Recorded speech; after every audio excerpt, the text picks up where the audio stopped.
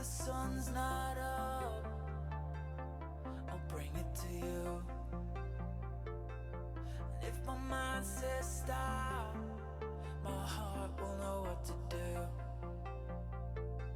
And if the stars are fading, I'll blow the sun to pieces, make it rain, then the loneliness is gone.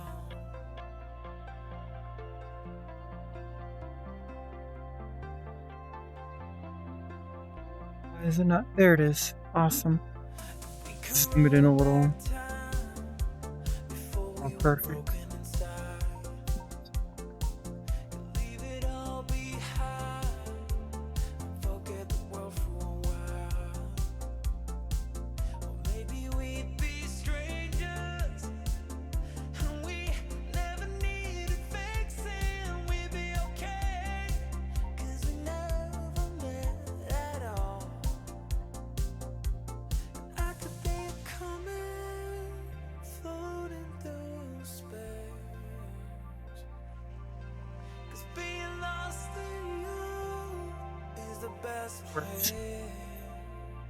Hi. Ah, my tracker's in the wrong spot. God damn it. My hip tracker is where I want it.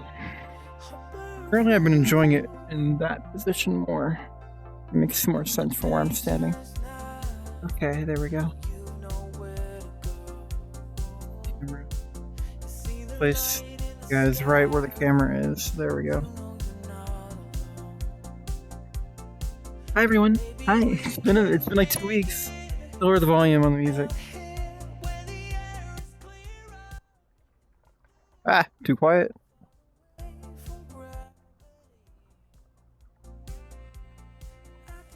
It's like it's so sensitive. Oh my god.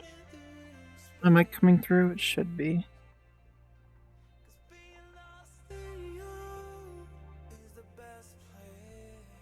It's good right there.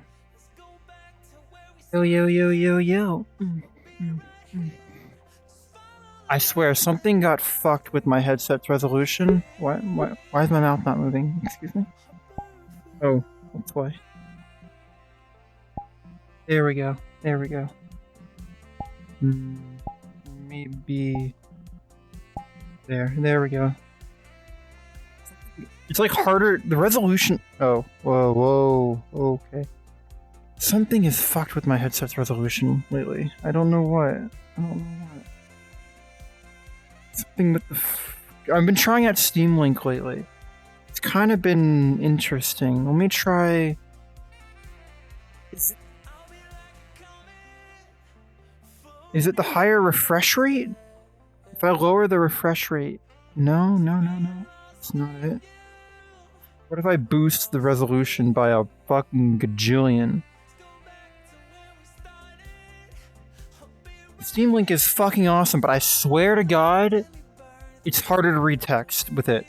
I think I might go back to Virtual Desktop. I've been sort of like hardcore testing it out. I love it, but it feels like even with the 350, it doesn't have the mixed reality stuff, but I feel like even with the higher bitrate, it's way harder. It's like way less clear. Maybe it does motion a lot better, but it's way less crisp, and which is kind of the more important thing. So I might go back because I swear I'm going crazy. I can't read the chat names, and you guys are like at my normal distance. When before it was like perfectly clear. That and there's this weird line. Yeah, Unix is going on about how like the creator did like God's work with the compression and like the encoding to like make it work with particles and stuff. And be that may as it be, but I think they sacrificed a bit too much on sharpness. Might be using chroma super sampling in the video feed. Maybe I like even like my text in game feels less sharp in my overlays. So I don't know. I'm gonna try boosting my resolution up to. So right now I'm at 150%. I have 60 FPS. Let's try going to 300%. 46 FPS. Didn't really help much. Definitely helped though. Definitely helped. Let's try 300%. 4090 can take it, right? Ooh. Doing that definitely fucks with the... Let's try that.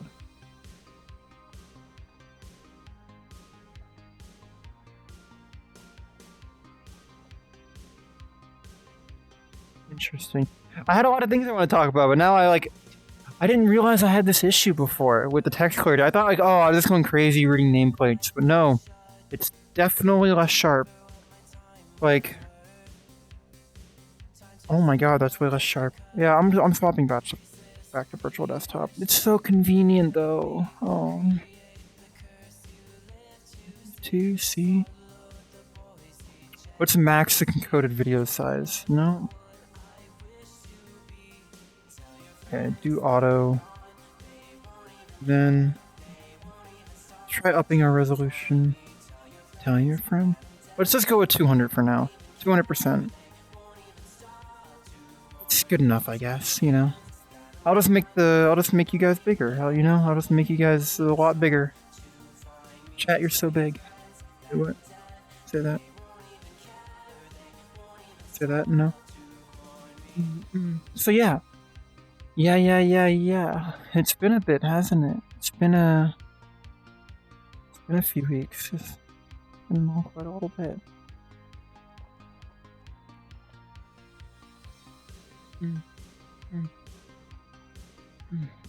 Nothing's well. How much should I get into?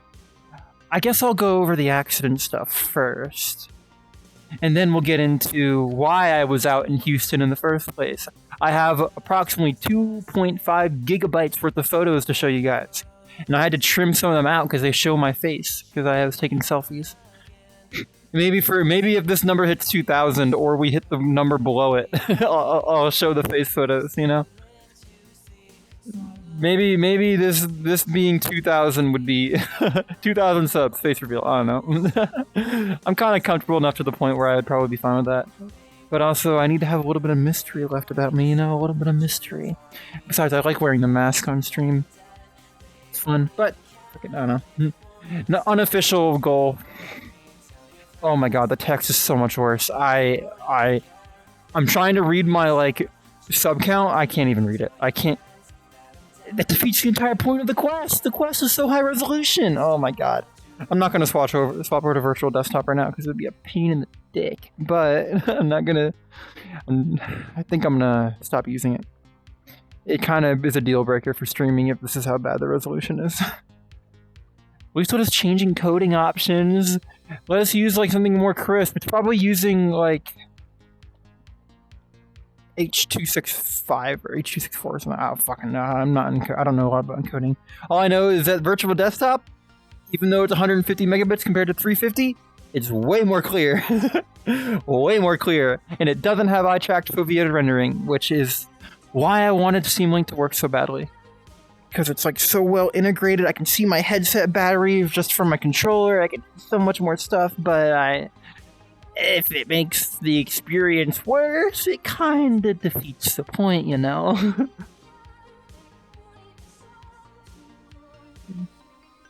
Oh. For those of you that don't know, it's not out yet, because Steam Link or Virtual Desktop, neither of which, or AirLink, have updated to support it, but the Quest Pro has a tongue tracking now. So soon I shall have tongue tracking.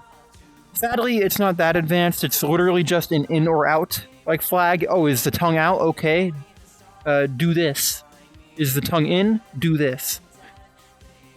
It's not you can't move the tongue around or go gradients of in or out it's more like ARKit. ARKit is just in and out compared to, well, I think ARKit does have degrees of tongue, but still.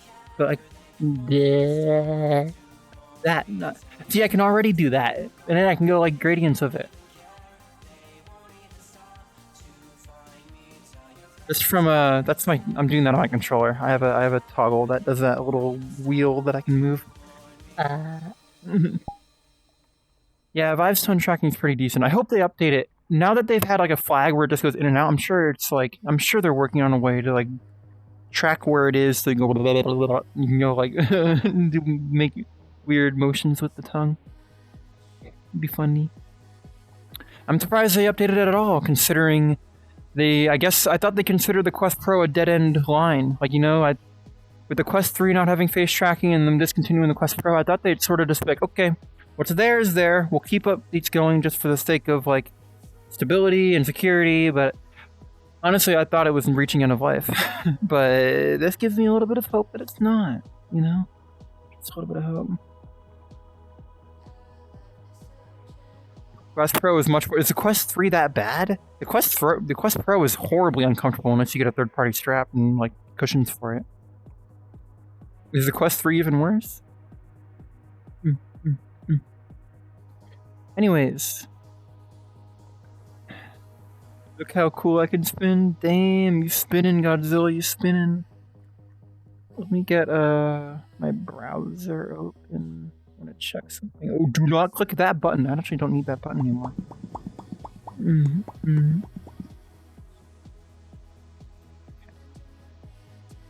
gonna get you on. Pin you to here. But why are we blopping? Why are we blopping? Patrick, thank you for 4 months. Thank you, thank you. My alerts aren't making noises for me. That's weird. Interesting.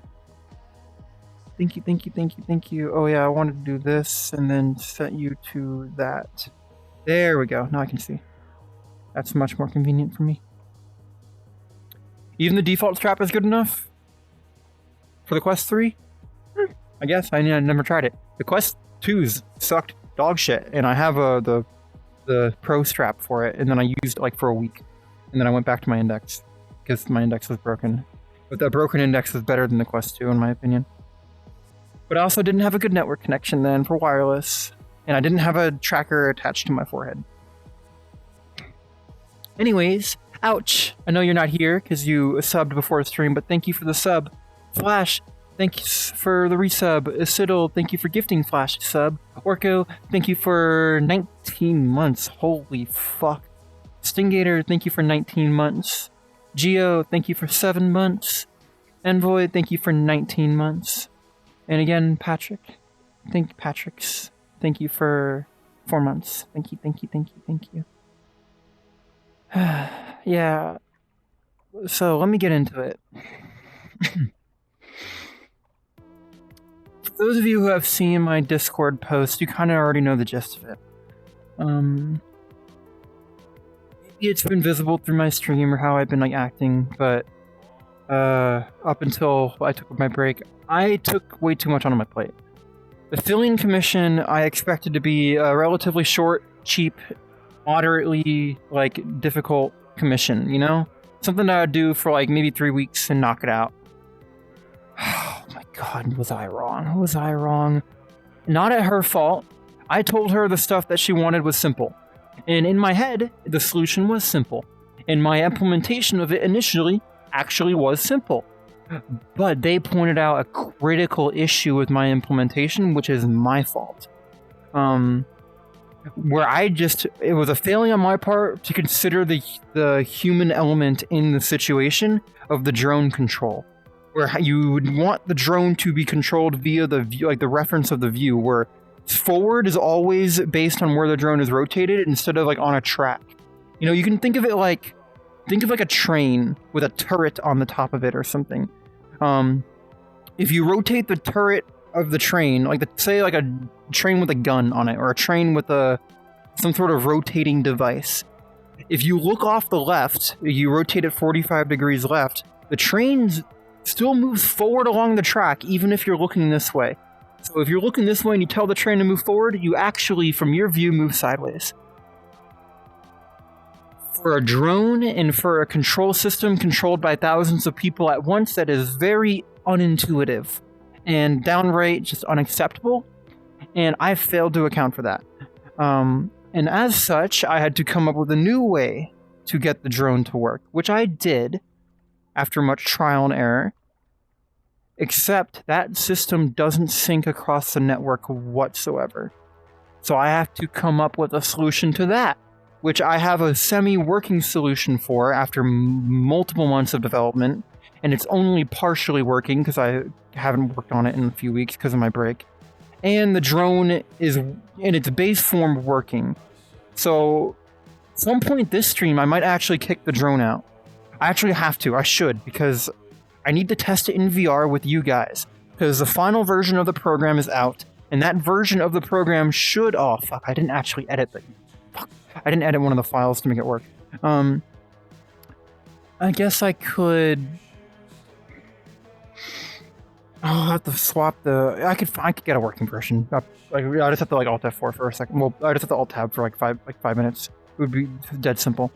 But later on in this stream, probably a few hours from now, probably like 2 hours from now, I'm gonna want your guys' help to test the drone.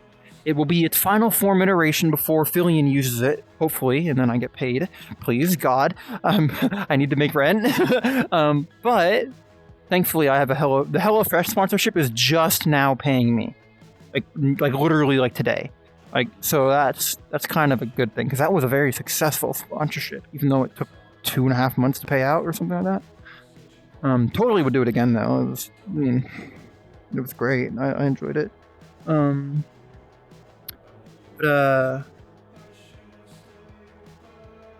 Should be done. I just need to test one final thing and give the thumbs up, and then Fillion can do a test stream with it, and it will work for how she needs it. It won't sync across the network, but she can just Discord stream her VR chat if she needs to. Which is kind of a not really a satisfying conclusion for how much work I put into it. But it is what it is, and I do have a working... I will come back to it, which leads me to another thing. Let me get into the meat of the prelude I'm doing, because I have the main content today is something really fucking awesome. When was it? On the 10th, yes, December 10th, I went down to Houston to, where is it called? I always forget the name of the shipbreaking yards there and the shipyards there. Let me just scroll out on the map. Galveston. Yes, Galveston. The Galveston shipyards. There, I saw the USS Texas at dry dock, and maybe some of you aren't really well versed in military history or warships or stuff like that, or naval history, but the Texas is the oldest, I believe, well, not the oldest, that would be the Mikasa, I'm pretty sure, or maybe I'm wrong. No, that would be actually be the Constitution. To put it simply, it's a battleship from World War I and World War II, launched in 1914. That has stayed basically continuously floating since then, besides dry dock, which is exceptionally rare. But because it's been continuously afloat and under-maintained and neglected by some of its previous owners, the current Battleship Foundation, the USS Texas Foundation, finally got the ability to bring it into dry dock. And they found a company willing to let people take tours of it while it's at dry dock. Mind you, this is a ship that's more than 100 years old, has served in both world wars actively, like it has taken fire. You can actually see parts where they've welded panels over like shell holes where German artillery has fired and hit the ship. And there's a whole story about a shell that didn't detonate and went inside the bow. And you can see the plating where it's covered up. Like this ship saw active service, and I got to tour it. Like the underside at dry dock. I got to go under it, and beyond that, I got to touch it. I got to touch every part of it. I got to be under it. There was like a 38,000, or what was it, 28,000 ton battleship directly above my head as I stood in the direct center bottom of the keel under the ship at dry dock, active dry dock, where it's actively being repaired. There was iron dust from the derusting process literally everywhere, to the point where I was the only one wearing a mask because I didn't want to get iron in my lungs. Maybe that'd be really metal, quite literally, but I don't want to get cancer or something. But I'll get to that in a minute. As you can see, I'm very excited about it. But on the way back, I I was pulling out of the charging station, because I do have an electric car, into an intersection, and I got bam right in the side, T-boned.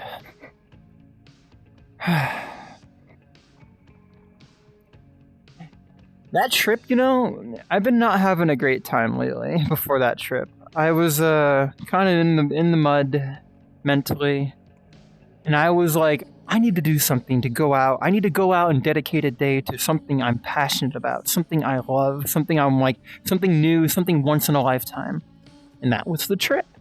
And the day was going perfectly. I woke up at 4:30 and drove out at 5 a.m. to make it to the 11 a.m. dockyard meetup 4 hours away.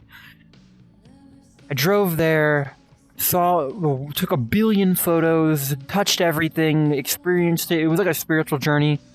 And then on the way back, I got some wonderful mod pizza. And then as I'm pulling out of the charging station, day gets ruined. All this adventurous spirit and outgoing spirit I was having were like, man, this can finally go well. I can plan out a day and nothing can go wrong. Well, one of the worst things went wrong, which was crashing my car. And that kind of mentally broke me, like, badly. I escaped perfectly fine from the accident. Well, not perfectly fine. Mentally, I was pretty fucked. Physically, I actually banged the side of my head against my window. I didn't notice until the day after, where my entire cheekbone was sore and my eye felt swollen. The entire left side of my body was all, like, sore. No visible bruises, maybe a little redness, but it was just, like, really sore. To the point where I was walking with a limp. The other car, they are fine too. It was a younger gentleman and his girlfriend in a small little Porsche. Thankfully, it was kind of like the best case scenario for that type of situation. I was in a big, heavy electric SUV, and they were in a tiny little two-seater sports car. So they slammed into me, and my car is super heavy because it's electric, and they're super light. So they actually got off worse than me, I think. One of their airbags deployed, and actually the airbag deployment actually broke their windshield. You could argue that most of the damage to both of our cars was their airbags going off. Which, great design, Porsche. I guess your airbags destroy windshields now, I guess. It was like not... Both cars still ran, though they had to get theirs towed because the airbags deployed, and that's not street legal anymore. I was actually able to drive home. My doors still opened. My trim was a bit fucked. Fuck it. Let me show you a photo. Let me show you guys a photo. I hate looking at this. Let's see if I can find...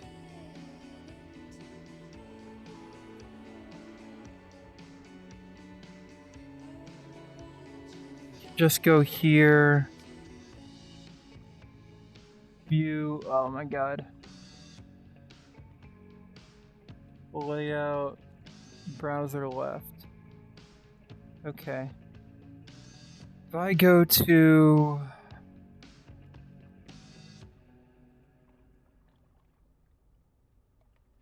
Gallery. Oh, I guess that doesn't work. What if I go to photos? Okay. Okay. Well, let me click open. Oh, okay, I guess that didn't work either.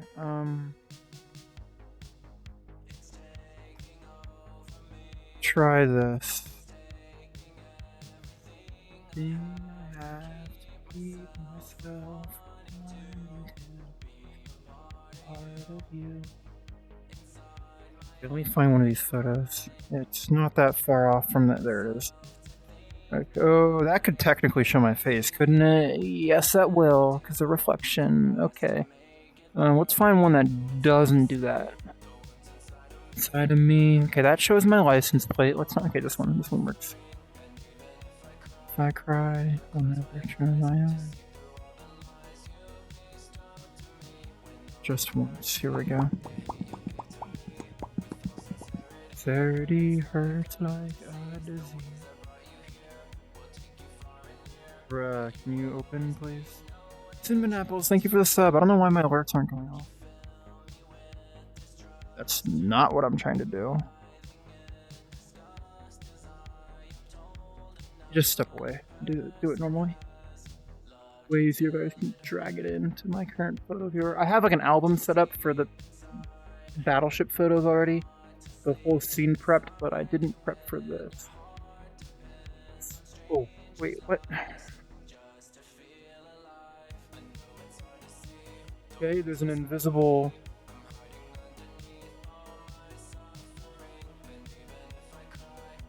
Okay, here we go. Smooth view. Browser style. No. Layout, window to view.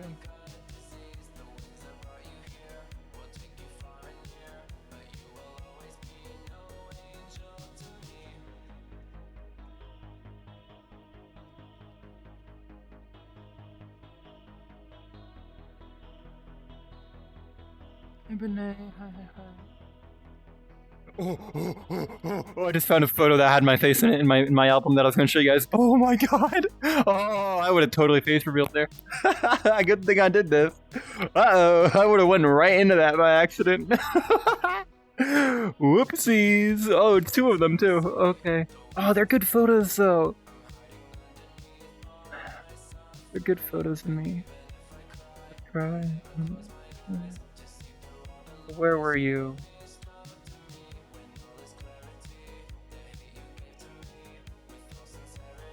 Pretty hurt. Where are you? Where are you?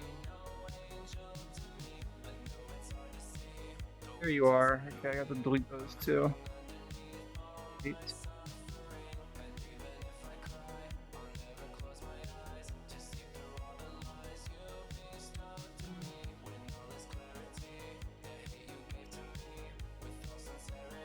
Geo, you know what I look like, don't you?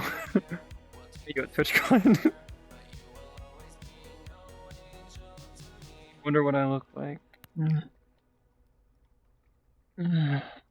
Honestly, TwitchCon was like among the best I looked. So if you met me at TwitchCon, I can basically just see the same thing in any photo I do. Oh yeah, so. Do I have any face in this? No. Okay. Oh, mirror reflection? No. Okay, just my outfit. This is my car. Right now. Actually, it's even worse than this because the bottom black trims got removed by the mechanic when I went to them. Because they could fall off when driving. Not technically that bad. I just need 2 new doors. Hopefully. There is a bit of damage to the frame underneath the unibody, underneath the doors, where it's all like dented and scratched. I don't know if that's going to be repaired or painted over, or if they can fix that because it's just part of the body. We'll see. The door still opens with a little bit of stubbornness. When I try to open it, it opens, but it's like not happy about it, you know? It's not happy. Same with the back door. But it still drives perfectly fine with a lot of wind noise. There's a gap like right here by the door, like where the seam on the door is, that it kind of doesn't like because the wind can get in there, and then if I go above 40 miles an hour, I hear like a lot of wind noise. It's kind of dog shit. But yeah, I got slammed into. Not fun. I don't want to touch too much into how the accident happened. If Texas were a no-fault state, no fault would be declared according to my insurance agency. But it is a fault state. Someone needs to be at fault, and because technically I was entering the roadway and the other car had right away, even though they couldn't see me and I couldn't see them because of bad intersection design, I technically am at fault. Which is great, you know? You know, it's fun when the insurance agency and the other person's insurance and the other driver all say you didn't do anything wrong, but you still have to be at fault because technically the other person, according to the laws, was right. So basically, I'm just gonna get into it. I don't fucking, I mean, I care, but like whatever. I was pulling out of an intersection, and there was an SUV pulling into my intersection, like pulling a right turn on the closest lane into where I was coming out of. And behind that SUV, there was a tiny little Porsche. Completely invisible. We were completely invisible to each other. Mind you, I stopped, was looking left, looking right, and I was waiting for this car to pull in. And when that car started pulling in, I pulled out. Because there's no car. There was literally the only other car on the road for, like, within viewing distance, even coming from the opposite direction. Because, like, imagine this way. There's the road going this way. And then on the other side, across the divider, there's the road going that way. I was going left, so I had to cross the traffic coming from the left going right to get to the other side of the road where I could go left. And because that little Porsche was hidden behind that car, I pull out to go across the intersection, making a left turn, and bam. They weren't speeding, I wasn't speeding, no one got hurt, besides my mental and a bit of bruising. The driver of the other car actually got a bit of airbag burn because the airbags deployed and their thumb was right there, so they actually got a really bad bruise on their hand. I have an actual, like, physical drawing out of the accident that I made for a friend. I don't really want to bring it out because it would also dox, like, well, it wouldn't really dox me. It's just an area in Houston, but you could use that information to find me, I think. I mean, I guess you probably use the information I've given right now to find me, but I don't know. Who fucking knows? Some people are crazy. But yeah. Thankfully, insurance is paying for everything. I have accident forgiveness and all that stuff. I got good insurance because I'm technically still on my family's insurance for another few months or something, or another year, which is fine. Getting a place to repair the car has been kind of a really bad situation. No place wants to repair an electric car. No place at all. No one wants to repair an electric car. All of their shops that my insurance uses were like, nope, we won't touch it. We will not touch it. Literally every place in Austin that my insurance like is partnered with just wouldn't touch it. Not virtually, like, nope, wouldn't touch it. But finally, my insurance contacted the Ford dealership, and the Ford dealership nearby would take it to repair, and they're a big giant Ford dealership with a body shop. I actually saw like 3 other Mustang Mach-E's there getting repairs in way worse states than mine were. So it gave me a little bit of confidence. I am in Austin, but the accident happened in Houston. I was leaving Houston. I was leaving Houston on the way back to Austin. Which means I had to drive 2 hours after an accident. 2.5 hours, actually. That was great. Do you know how many times I flinched looking at another car? A lot. A lot. Yeah. Yeah, I get my car repaired. So I talked to the technician. I brought my car in for like a preliminary inspection to see what they needed to order, because they're going to order all the parts ahead of time, you know? They looked at it and they're like, okay, we need 2 new doors. That's the primary thing, and new trim. So we're going to order those, and our next free time is like January 2nd. So I bring the car in January 2nd to get it repaired. I do have a rental lined up. Which fucking sucks, but it's free of charge, you know, for 30 days. If the repairs take more than 30 days, then I'm shit out of luck. I have to pay out of pocket. But that's kind of just how it is. That's life, you know? Shit out of luck. But yeah. The biggest impact... So here's how I've been, like, here's how it hit me. Let me close this. I want to get it off. I'm getting anxiety just looking at it. Ugh. Getting a lot of anxiety just looking at it. The reason it hit me so hard isn't exactly... Oh, shit. Sorry, my just exploded. My photo viewer just exploded. Cool, it completely broke. Great, okay. Wait, no, I can just click this and then click load. Okay, cool.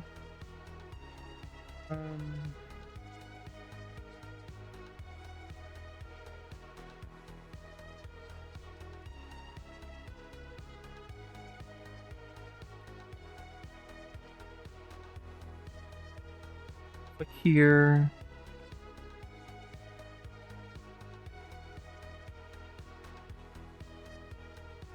Cool, there we go. But it's less so.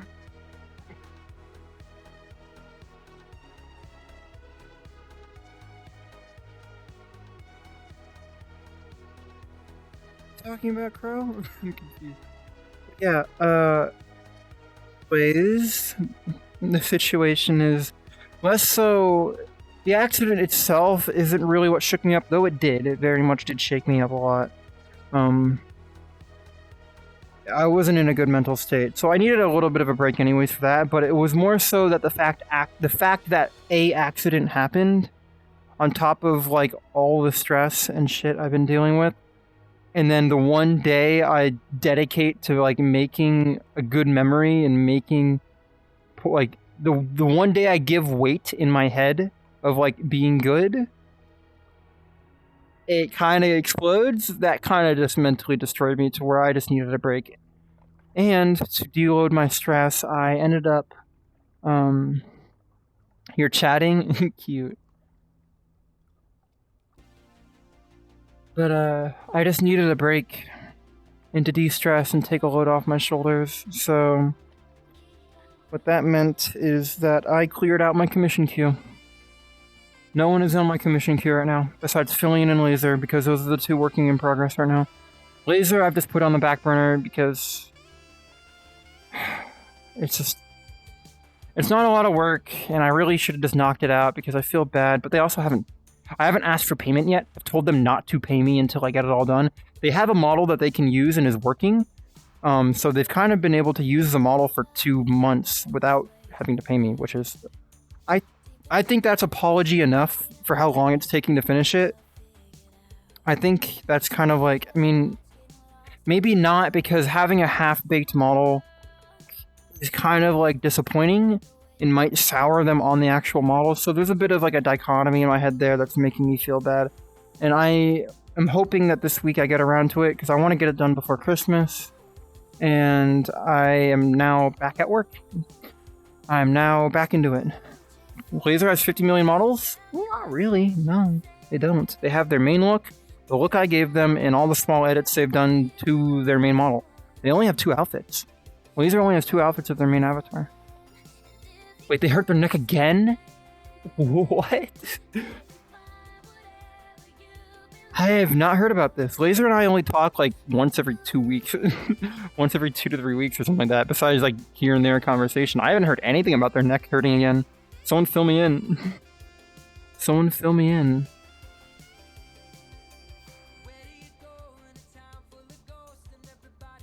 Regardless, I'm hoping to finish it up this week.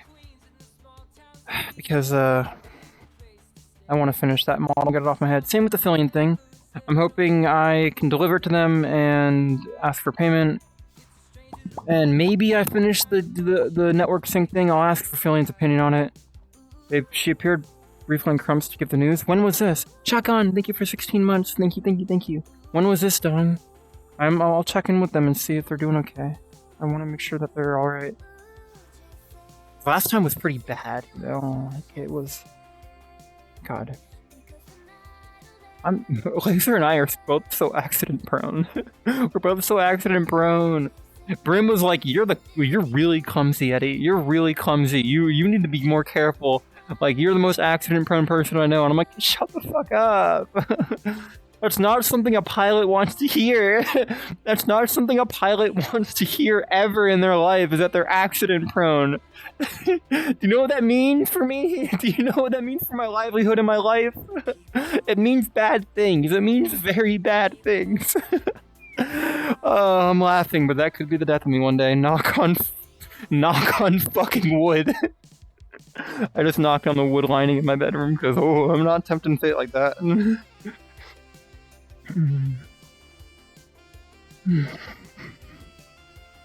But yeah, because of that, I dumped my commission queue. I dumped Rob, dumped Crumpet. I'll eventually get around to them again, maybe. Especially Rob, I didn't start anything on. Crumpet didn't really have much they needed. And they sort of wanted some fixes and changes to their OSC system, which I would feel bad if they didn't, because It's kind of like one of those things that is like a live service almost. Everyone else I had no qualms dumping because, sure, well, besides Kate.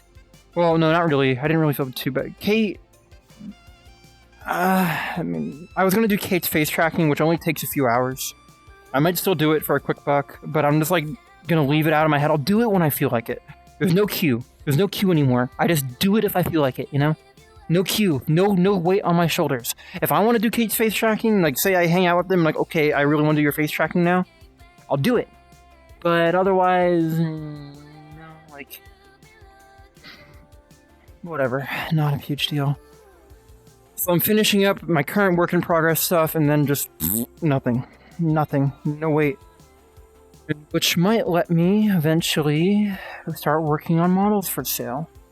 I've been cutting my teeth a little bit on OC stuff. Because I have also been working on another avatar, not for sale.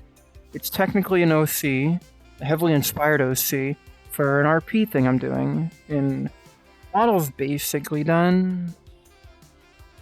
Basically.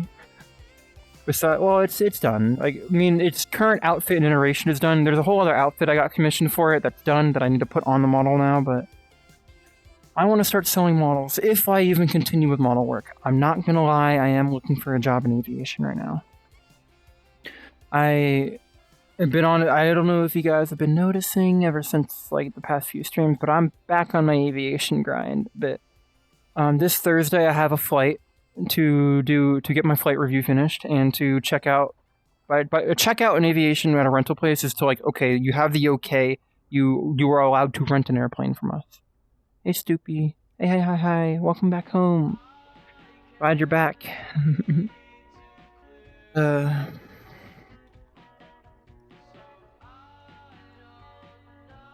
What that means is that I'll be renting again.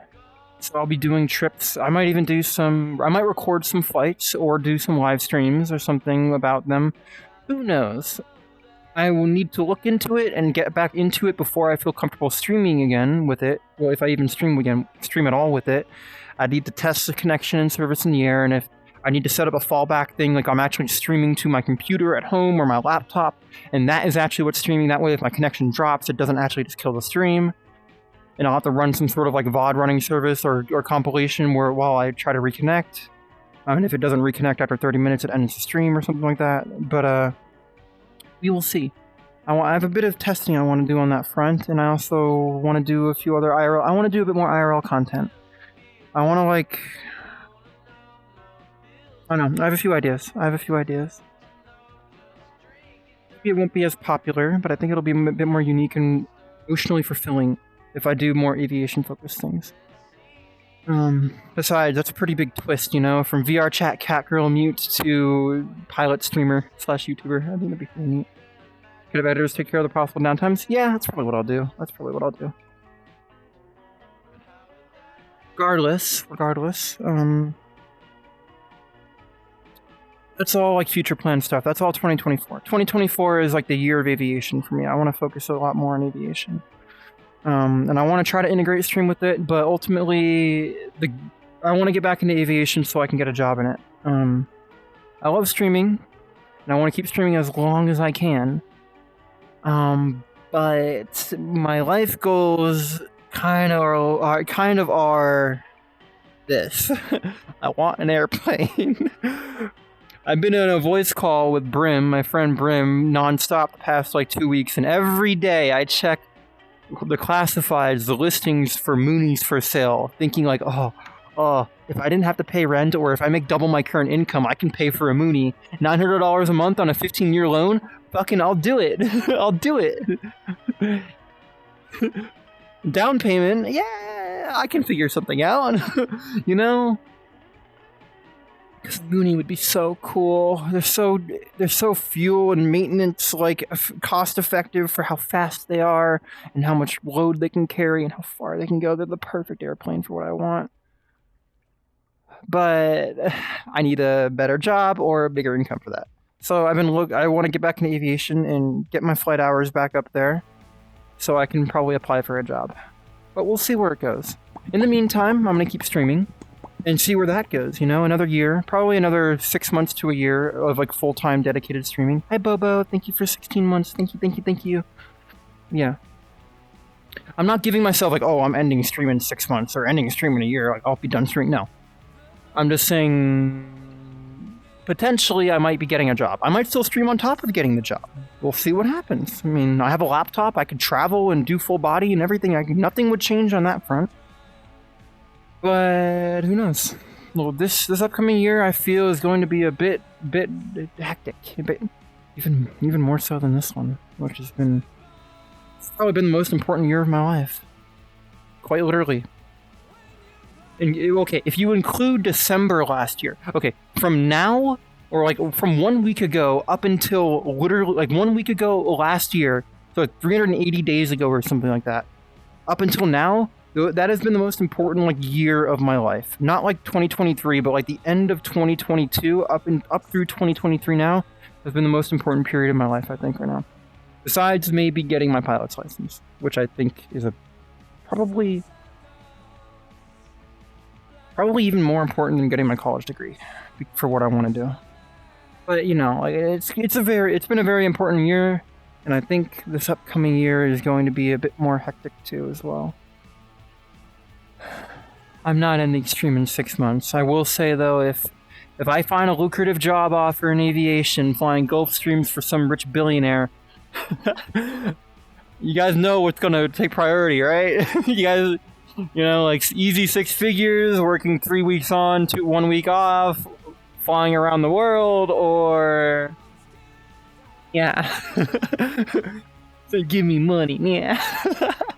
I think you guys would both know what would be preferred. Speaking of, give me money, yeah. Regardless, whatever happens, happens. Whatever happens, happens. I would totally, flying vlog, I would totally open a, I mean, I have a YouTube channel already. I'll just start uploading aviation content to it. I'll totally do it. Just to keep everyone updated, you know? And I'll still be doing VR chat and all this. I'm never leaving this game. I'm stuck. I'm stuck to this game, and you guys are stuck with me. You're stuck here with me forever. Except for Nero. Where's Nero? Nero, get up. Get your butt up. Move. Go back to your thing. Go. There's my puppy. Speaking of my puppy.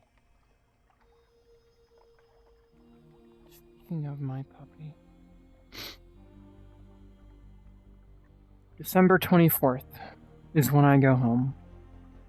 With my family. Well, to my family for Christmas. I will be back on the 27th. Realistically, the 28th, because I've come back home on the 27th at night. Oh, like 10 a.m. I'll probably be missing that stream, but like it's Christmas, who cares? You know, like I'll do that.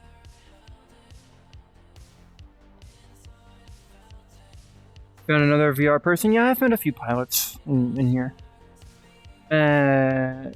3 other pilots in VR chat before?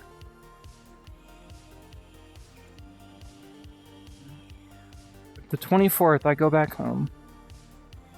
And I'm taking Nero with me. And he's not coming back with us.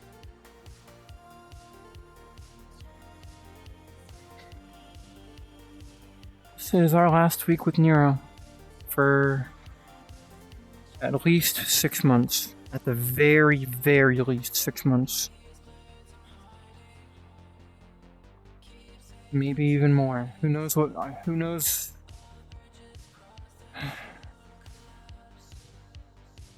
Yeah, he's going home. It's too much of a drain on my money. It's too much... He has too much separation anxiety. And he causes too many problems around the house. He has been acting up. He's gotten better the last, like, 2 months or a month. But ultimately, it's just better for him. He'll be back home with 2 other dogs and 2 retired people who love him to death, who can literally spend every waking moment looking after him. He has another Pomsky, his age, and a Pomerdoodle or a Shih Tzu or something. I don't know. The poodle something mix. But he's going home. He'll have literally a brother and all. Like the dog. My parents rescued another Pomsky. I rescued Nero, got him completely for free, and my parents literally like 3 weeks ago rescued another Pomsky. Same age, looks exactly like Nero except a little lighter brown, and instead of brown undercoat, he has like a white undercoat. You know how Nero has like the lighter markings? That's technically like a light brownish gray. The other dog has pure white. But visually, they sent me photos of the dog and videos, and I legitimately thought it was Nero until they told me otherwise. I'm like, okay, why are you sending me old photos of my dog? Like, that's not your dog. That's our new dog, named Captain Happy. His old name is Captain. My parents wanted to name him Happy, but they're like, yeah, he responds to Captain, or like, his name's actually Captain, so Captain Happy. And I just call him Captain. I think that's really cute. I don't have any photos of him right now. I didn't prepare any. But he is going home. So this is the last week with Nero. This Friday, I'm probably going to do like a Nero dedication day where it's just like Nero full cam and us playing with Nero and stuff like that. Fuck, am I going to miss him? But it will give me a bit more freedom. I won't have to come home from the gym anymore because he's freaking out and barking because he's alone. I won't have to worry about boarding him whenever I go visit someone. Paying $300 to have someone look after him, or $400 or $500 to have someone looking after him for a week. I won't have to worry about waking up and having diarrhea over my floor because he decided to chew on my green suit or some other thing. He destroyed my green suit, by the way. I had to buy a new one. Apparently I didn't wash it well enough, and there was still food, like, smell on the fingertips from when I was cooking. And he went under my bed and chewed through the fingertips of my green suit. So it's only $20. I bought a new one. But he's just like a general menace sometimes, you know? I wake up and he misses the entire... So sometimes at night, I leave pee-pee pads out because, like, you know, I'm asleep and dogs have to go when dogs have to go, despite how much he's been trained or thought I was trained him, because moving into this house has made him revert into being a puppy when it comes to potty training for whatever reason. So he'll like try to tell me, but if I'm asleep or like anything, he won't come up to me. He'll just look at me for like a minute, and if I don't look back, he'll just go. And I'm like, if I look at him, he'll spin around and start jumping and freaking out and then go to the door. So if I acknowledge him, he's like, yeah, bathroom time. But if I'm not there or I'm asleep, he's like, okay, whatever, dude. And just poops on the floor. I've had to clean up so much literal diarrhea on my carpet because I've had to spend like... It's not fun when you wake up in the morning, tired, groggy, and you just see all that on the floor, and you're like, okay, time to spend 30 minutes on the floor with the wet vacuum, getting it all out. And then you have to light a candle, and I have to buy candles to cover up the smell, even though the wet vac should cover it up, which it does. The floor is perfectly clean. There's no stains or smell or anything. I do have a very high quality wet vac to just literally get all of it out. But hi, Helena. We're talking about my dog. Nero is going home to my family until I probably move out of this place, which who knows when that'll be. Realistically.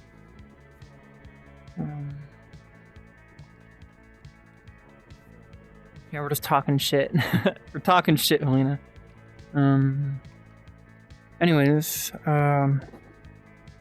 it will give me more freedom in terms of travel, which is good, because now every time I go flying, I won't have to double my budget. Say I want to fly to go see Half and Half or Brim up in where they live, or I want to go to Mobile, Alabama to see the USS Texas, or there's a meetup in California and I want to fly a plane there.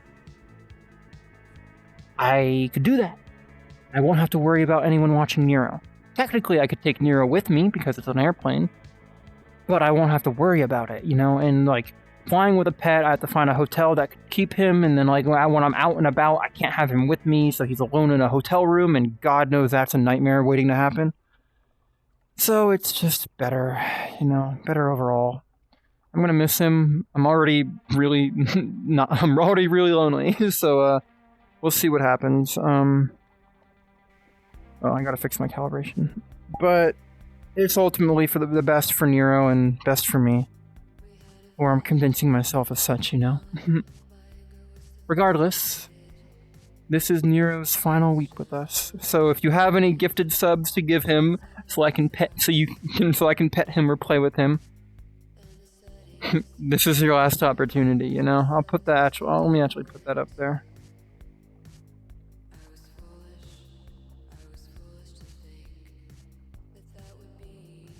Go to my overlays.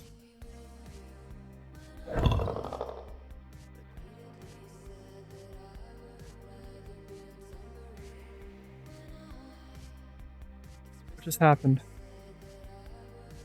Why don't I hear alerts? It's so weird. Oh, I see why. Hannah! Oh shit. Okay. How many was that? 5? Alright, I guess we're petting Nero. Good timing. Ah! Come on. I can't make it bigger. Why can't I make it bigger? Okay, you can't click and drag on... Let me do this real quick. Okay. Alexa, 5-minute timer. Okay. Come here, boy. Let me... Ah! My foot! No,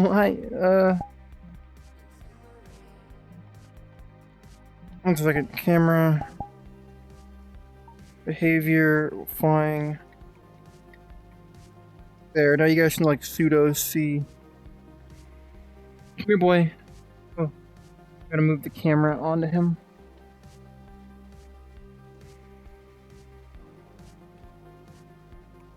Come here. Boy. Good boy. Boy.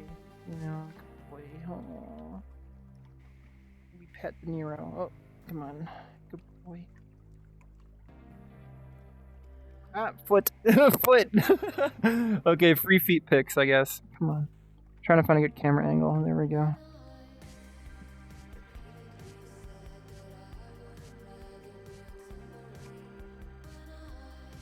Good boy.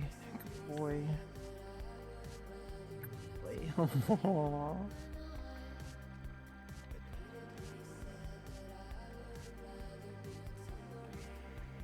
Oh wait, I have an idea. I'm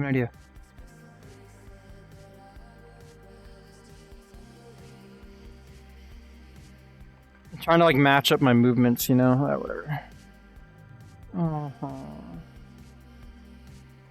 I'm wearing pants? Yeah, who can believe it? Who can believe it? Good boy, Nero.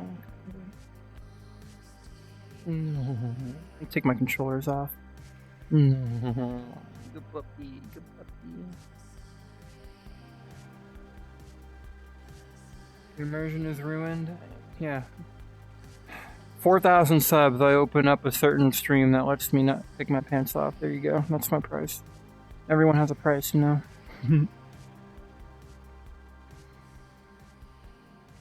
Boy, Nero, good boy. Actually, no. Buy me an airplane, then I'll do it. I'll do anything to buy an airplane. I'll do anything for anyone who buys me an airplane. You see that donation goal by my head? I'll do anything you ask if you meet that goal. If you are the person who meets that goal, I will do literally anything.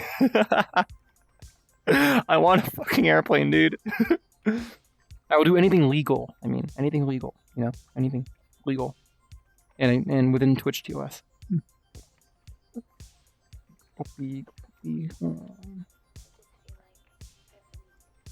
182? That is not enough money to buy a 182. Cessnas are so overpriced. For 110,000, you can get an entry-level Cardinal or a very meh 172. A 182, you're looking at $150,000. With how many boomers shove glass cockpits into them and say, "Oh, my hip." Not that. I mean, maybe they're boomers. They may go, "Ah, my hip," every time they get out of the airplane. But there we go. Yeah, airplanes. The airplane market is kind of fucked right now, unless you're buying a Mooney or buying a Piper. I've looked at Piper Warriors, but they're the same price as Moonies, and they do the same thing, but they're just slower. Whoa, good puppy. Aww. Death.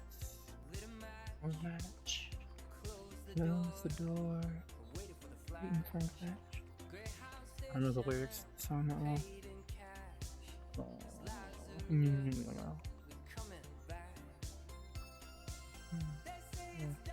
can see how much I've bitten my nails, oh my god. Stress, am I right? They'll grow my nails out and paint them.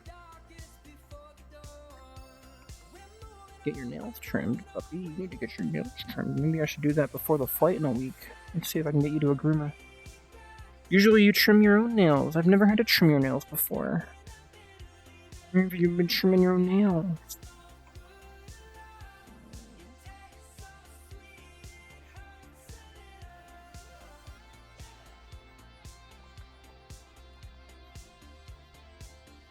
Look at him.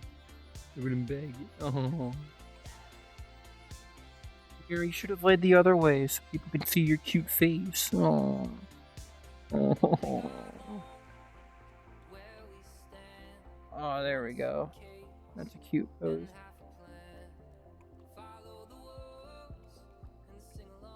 Puppy. I'm gonna ask for a loan of $100,000. Oh my god, do not. Do not. When I said that statement, Alexa, shut up. When I said that statement, I was asking the Saudi princes who may or may not be watching me. Oh, lick my foot! You really are chat incarnate, Nero. No, do not lick my toes. Do not lick my toes.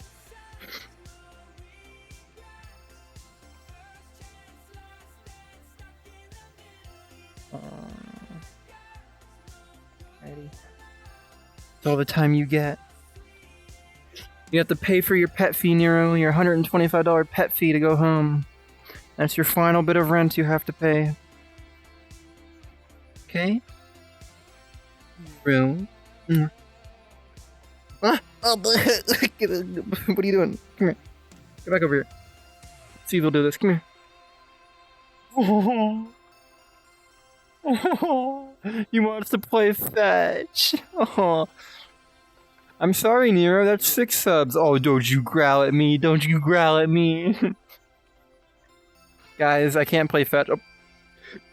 You just hit my controller and turned my overlay off, bitch. He's like, don't look at your overlay, look at me. Aww. Good tail. Oh, he looked at you, chat. He looked at you. Bro. Hero. Oh, can you guys hear those barks? What are you doing? You put the ball in my lap. Oh my god. Look at him.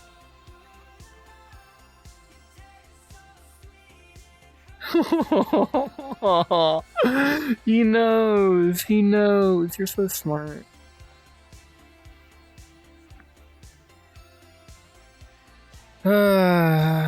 Oh, I feel evil. I feel evil. Okay. I'll throw the ball once, chat. I'll throw the ball once. But that's not fetch, that's throwing a ball.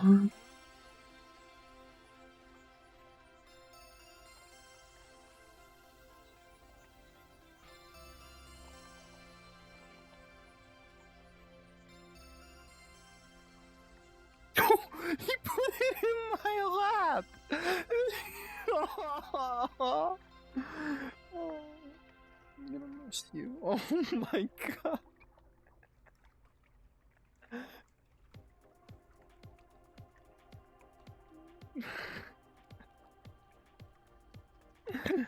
I'm sorry, puppy. I'm sorry. I'm sorry. I'll pet you a little bit more.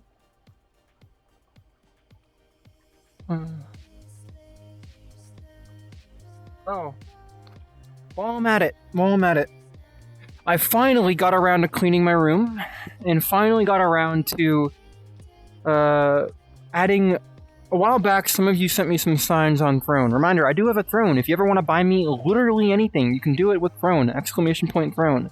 If you want to send me some unquestionable things that I cannot mention on stream, do it. If you want to send me cool stuff that I will put on my walls, like that stuff, let me see if I can change the exposure. For neon, like RGB signs, that's zoom. How do I change exposure? This, here we go.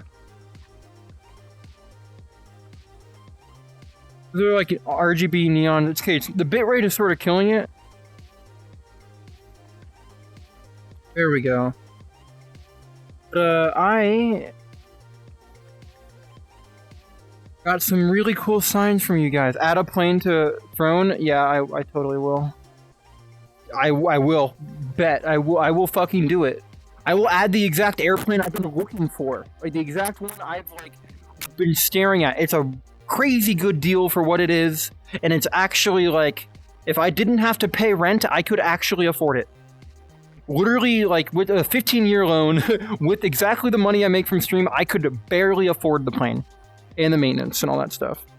Planes with a 15-year loan are, like... They're like, what? $15,000 a year for what I'm looking at, but yeah, I have a. Regardless, I have that ramen like sign on there. I finally hung these signs up. I'm getting Alexa stuff. I'm getting new wall outlets so I can like plug them in with Alexa and not have to have wall warts sticking out. But yeah, I have these neon signs for some really cool ambience. The iPhone camera actually picks this up a lot better because it has a way better low light performance, but thank you all for everyone who sent me those. They actually really up the ambience in my room. This triangle one though, like it perfectly is positioned to only glare on one of my eyes in the monitor, and it actually gives me a headache, so I might need to somehow readjust where I placed all of them to not do that, or readjust that one specifically to somehow not cause me really bad glare issues, but who knows? Who knows? It's weird. Oh my god, he's still going at it. He's still... Guys, I am legally prevented from helping this dog have fun until I get the appropriate amount of money from John Twitch.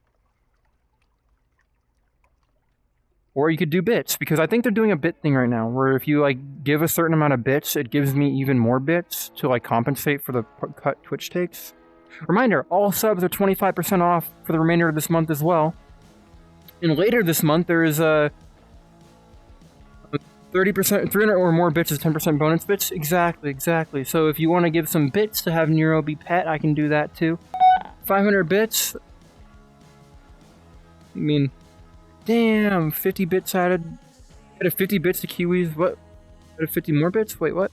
So, no, you added...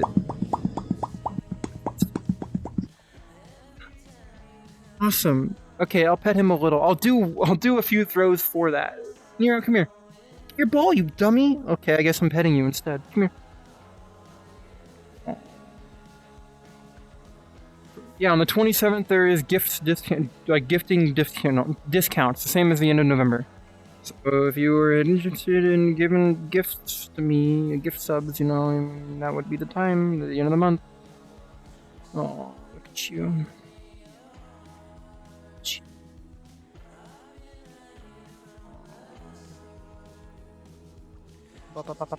I pat you on the head, I tap you, I tap you, I tap you, I tap you, I tap you. Astral Jags, thank you for 17 months. Thank you. We got a hype train going. Hell yeah. Okay, let me put the camera back. I'm going to literally add an airplane to my throne right now because I think it'd be really funny. And I can like, what if there is a rich Saudi prince who is watching me and like, yeah, I can do that. You know?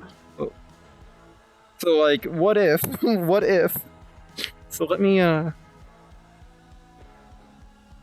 stand up and recalibrate. Oh, one of my feet trackers died. Thank you, Astral Jags. Thank you. Nero, go to your cage.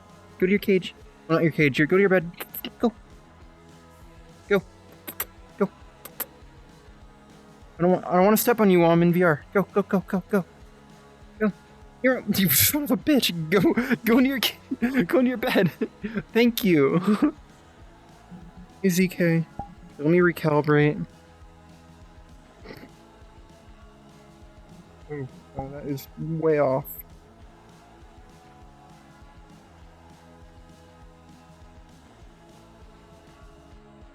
Alright, cool. How...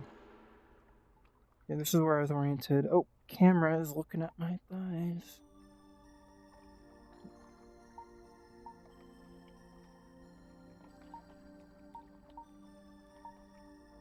Alright, cool. So, let me do that real quick. That'd be really funny. I think that'd be really funny. Windows...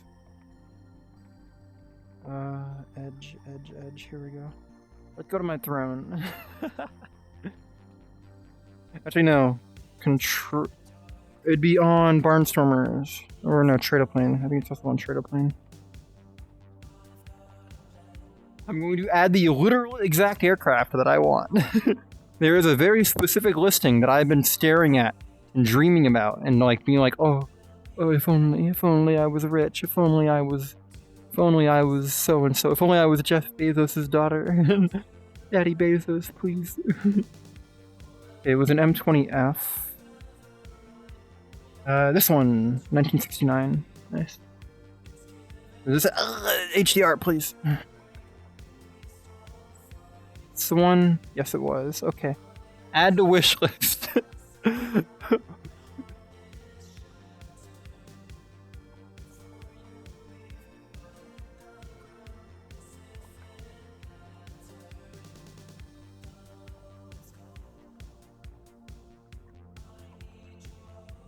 Autofill price $90,000. No crowdfunding because I don't want people to put money towards it. You either buy it or you don't.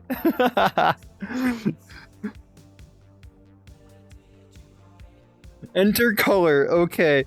Size. Airplane.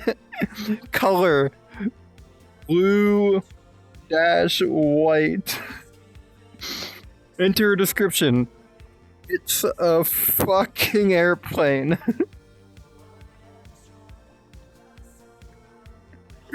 Oh my god. Add to wish list. Oh, enter a name. 1969 M20.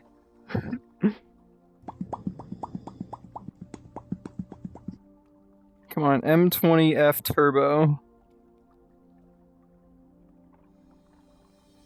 Oh, it didn't upload an image either. I need to make the listing complete, you know? It needs to come complete. Let me download a list. Let me download an image. For the joke, you know? For the meme. The meme. The joke, right? It's a joke.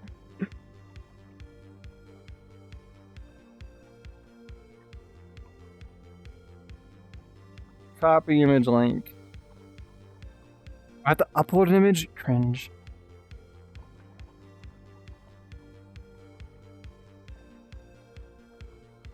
Save. Upload. Downloads. Add to wish list.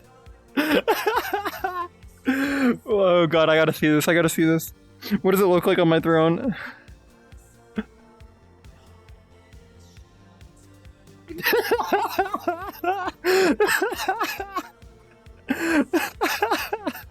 That's so stupid. You see tons of lingerie and cool outfits, and then 1969 M20F Turbo, $90,000. Oh god.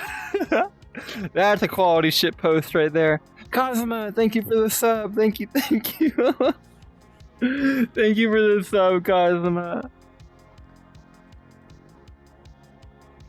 Oh god, that is so dumb.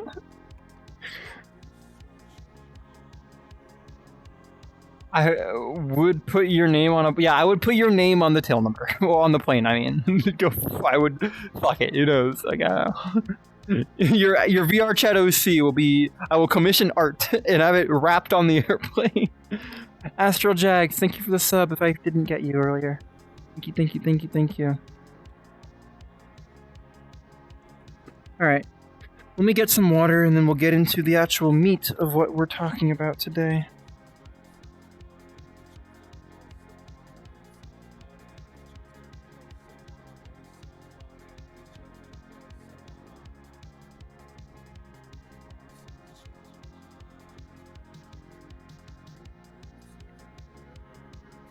Alright, let me get some... Well, I should mute my mic so don't cringe.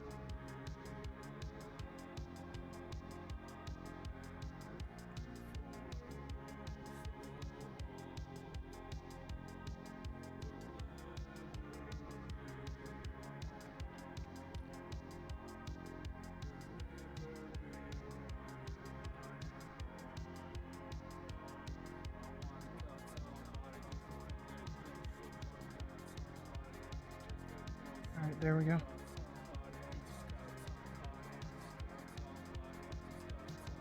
There we go. Let me grab you two. I sort of want to stand right here.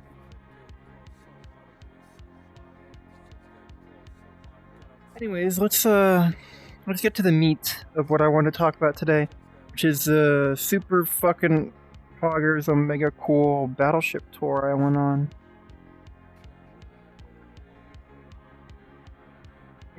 They asked me not to take any videos, but if you are interested in videos of it, Draknifel, or however you say their name, did a very extensive inside and outside tour on video with it. They're a naval historian, and they got full access to the ship inside and out when it was early in the dockyard period. Draknifel or something like that. Drakenfeel? I don't know, something like that. Regardless, USS Texas. Damn. Look at that beauty. That's from the distance. Literally, I wasn't kidding. It's literally in a shipyard. Student CG, you gonna play World of Warships? If you guys want me to play World of Warships, I re-downloaded it. I'm not kidding. I used to be really good at that game. I was competitive. I was legitimately competitive. I almost bought the Stalingrad with steel, but I ended up quitting the game around then. I was one of the few people in my guild that didn't have the Stalin, but last time I played was like when Venezia was meta in competitive. But I'm not kidding. I played very competitively in that game. Not even in the competitive ranked. I'm talking about in clan battles and King of the Sea. I didn't ever really. I only played in one. I think it was one of the qualifiers for King of the Sea as a sub for the guild because I was really good at Venezia and the Venezia player wasn't in. Oh no, I also played another game with the Stalin when someone couldn't make it and I was on their account. Shh, don't tell anyone. Don't tell anyone. Don't tell anyone that. It was like 3-4 years ago though, so it's not a big deal. But I was legitimately good at that game. It was probably the best I've ever been at a video game with World of Warships. It was the only game besides maybe World of Tanks that I was legitimately an upper level player in. I wasn't in like 07 Double Strike and stuff like that. I wasn't in or was it Devastating Strike? Yeah, that was the name of the guild or clan.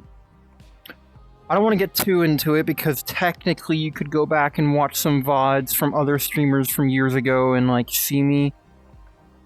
All that stuff. I actually had to unpublish a lot of my clips. I did stream a little bit of World of Warships back in the day. Like on my alt account, on my quote alt account, my old account. And I had to unpublish my VODs and clips because I didn't want people hearing my voice. But I did play a lot of that game. It was legitimately... I have spent a lot of money on that game, on premium accounts and on like premium ships and stuff like that. Stuff like the Alaska. I've probably spent a few hundred, maybe even $1,000 in that game. I stopped playing around, what was that ship? That was... It was the battlecruiser. It was the first time they did the dockyard stuff where you could buy a tier 10. It was basically a tier 10 Alaska with a 4th turret. Even though it was technically worse than an Alaska. The Puerto Rico! Yes, the Puerto Rico! I stopped playing probably 2 months after the Puerto Rico fiasco. Honestly, the dockyard idea is super cool, but it shouldn't be tier 10s. It should be tier 9 premiums. Yeah, the PR disaster. That and the Slava. I remember the Slava was in and out of super testing, and it was like the fucking broken ship in the game. I think it was called the Slava at the time. I remember it went through some name changes. I actually re-downloaded the game because I haven't played the game in long enough, and I was far enough along, obviously, to where I got the Yamato for free because they gave all returning players who have had a tier 10 or a tier 10 ship, or I think it were maybe tier 8 and above ship, a Yamato for free. So I was like, I don't know if I'm ever going to play this game again, but if I do, I'm going to regret not getting a free tier 10. I was already going down that line of ships anyways. I think I was at the Fuso or the Nagato or something like that. That was like my casual line. The Yamato, I wasn't really interested in playing competitively, and I was playing that game so competitive that I wasn't really focusing on ships that like I would enjoy besides maybe that line. Yeah, if you haven't played World of Warships in a while, log in now. I think if you unlocked up to tier 8, you get a free Bismarck. Like not literally, like it literally just unlocks the entire tech tree for you. I think up into including that ship, or you literally just get that ship. I don't know, but you get a free captain with 10 points for that ship, and Bismarck if you are that rank or that like level, or Yamato for free, completely free. Which is kind of stupid. I get why they're doing it, and it definitely got me to re-download the game. It definitely got me to re-download the game. Yeah, a free Bismarck. I mean, I would have also appreciated a free Bismarck. I like the Bismarck, but also the Yamato, and Yamato. I only ever played the Yamato once, back in alpha testing. For those of you that don't know, I was an alpha tester for World of Warships like 10 years ago, or whatever the fuck. Oh my god, it would have been 10 years ago. God. Yeah, it was. Oh my god. I was in high school when I alpha tested. I remember playing on my laptop in the library before first period. Oh god, that brings me back. But yes, World of Warships, I'm more knowledgeable, or was more knowledgeable about that game than any other game I played besides maybe World of Tanks. Because I was also competitive in World of Tanks, but I wasn't as good as I was in World of Warships. Bismarck is arguably the best tier 8 brute long range secondaries. Maybe stuff has changed. Bismarck wasn't really ever that good when I played. It was fun, but secondary builds, I think they changed. Okay, I stopped playing right as they changed the entire captain skill tree system. Like literally everything. Like, I remember they were doing complete overhauls of all the captain skills, to the point where like a lot of the meta was shifting. And I've been peeking in watching Bison. I'm actually one of the founders. If any of you watch World of Warship streamers, I'm one of the founders for Bison. I'm literally their first sub. I used to be in their clan. Or the clan they were in at the time, which was Peeds. Technically I was in Peeds 2. I was in Peeds, then I moved over to Peeds 2 because Peeds 2 needed competitive players and stuff like that. Regardless.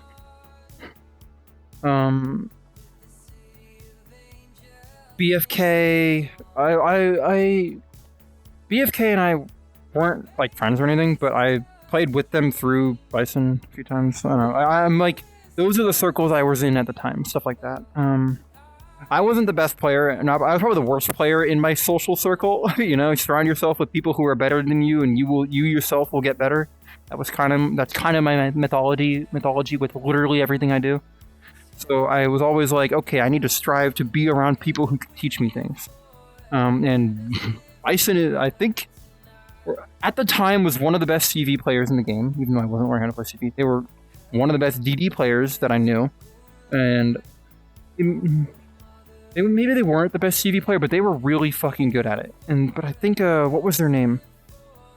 There was this really giga hardcore weeaboo who was really good at playing carriers.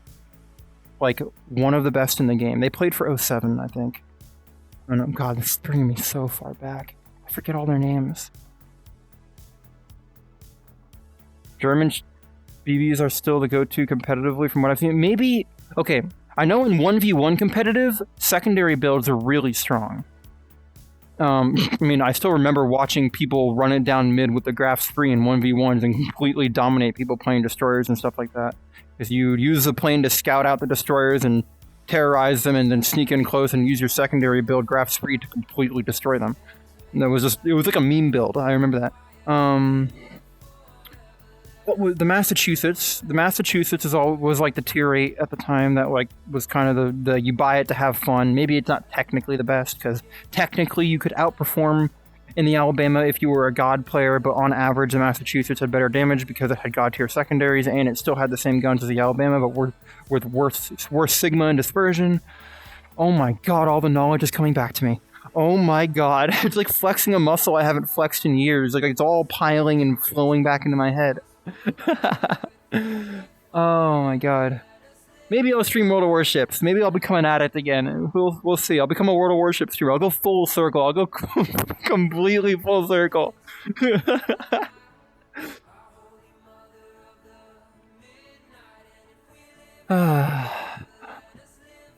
that brings me back. But I don't remember the German battleship line. I mean, when I say competitive, I don't mean like ranked. I mean like clan wars and tournament play. I'm 99. Well, first of all, that was always tier 10 stuff, so you'd never really play tier 8 stuff in competitive, like ranked and clan wars and stuff. But when it was, I remember some seasons they did do tier 8 stuff. You never really did the Bismarck. It was always, what was the tier 8 that was always used? I need a list of all the tier 8 ships. I'd recognize it when I see it. You'd always have... What was the go-to tier 8 battleship? Tier 8 was kind of always in like this shitty spot. It was like tier 9 but worse, because you were always just placed with tier 10s anyways. In like normal play. What? Was it the North Carolina? No, North Carolina was good, but the slow shell travel time made it very difficult to play consistently.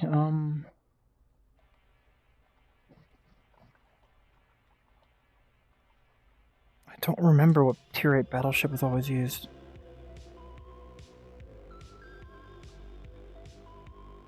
Station there? Hell yeah, hell yeah. I need to look up.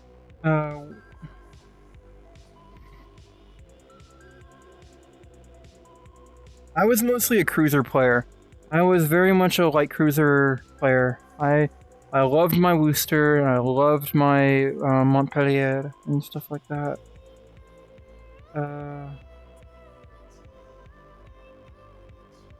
Ships.gg, here we go. Oh, I remember this site. Tier 8, here we go. Tier 8 battleships. God, they added a lot.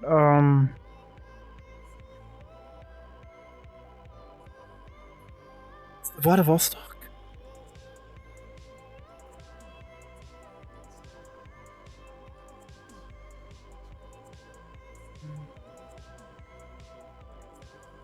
I remember people trying to get the Roma to work. Lenin. Yes, the Lenin was the stupid... If I remember right, the Lenin was the stupid meta ship at the time for tier 8. Yep. Yeah.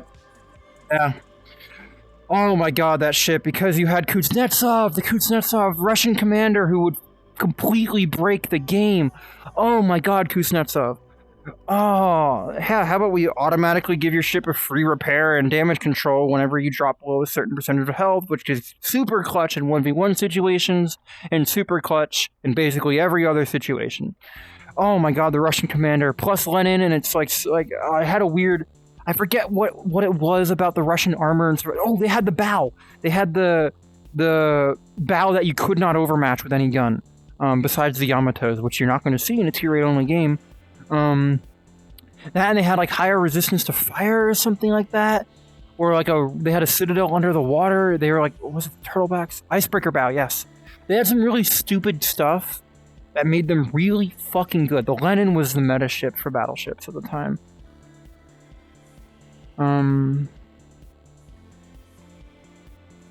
I never went down the Russian battleship line. I did go down the Russian cruiser line when they announced that the Moskva would be entering the steel shop or the coal shop, and that the Stalingrad would be leaving it, which I think they ended up re-adding anyways. So I went and literally, I think I free XP'd to the Moskva. That way I could get a refund on it when they did convert it, and I would get the Moskva as a premium, and then I would also get the replacement for it at tier 10. So it was kind of like you get the Moskva and you get a free tier 10. So I literally free XP'd to the tier 9 and grinded the rest of the way. That way I would learn the ship or something like that, or something, I don't know. What did I do? No, I went to the tier 8 or 9, and this was back when they had crazy broken XP flags and modifiers, where you could grind out a tier 8 to tier 9 in one day if you had a good stack of modifiers and clan modifiers and premium account. You could literally just go through like two ships in like a week. Not even. So I just ground that out and got to the Moskva. That's literally right when I stopped playing. Literally, like, I got the Moskva, and I don't think I ever actually played it in random battles. But people got it for... Yeah, the Petro! Yes! That ship, it was... Oh my god, it completely broke clan battles because it was basically a Stalingrad that you didn't have to pay steel for. Technically, the Stalin was still better, but the Petro had different advantages that made it really well paired with the Stalingrad. Like, you'd still have one or two Stalingrads as your backbone, because they were basically battleships, but without the battleship cost. And then you would have Moskva... Well, not Moskva. You'd have Petros that were just, like... the generalized, like, kill everything ship. Oh my god. And then you maybe have one ship with radar or something like that. Or did they have radar? I think the Russian cruisers did have radar. I know the Stalin has radar. Right? God, it's been so long. At the time, the meta was Venezia, Petropavlovsk, and Stalin. And I was a Venezia player. Because SAP is stupidly broken. You'd basically sap down a target until they saturated, and then the Petro or Stalingrad would just fucking snipe them and just completely destroy them.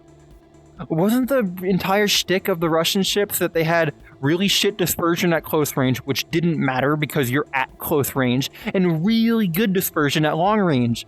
So they were basically just snipers. Super heavily armored and maneuverable snipers.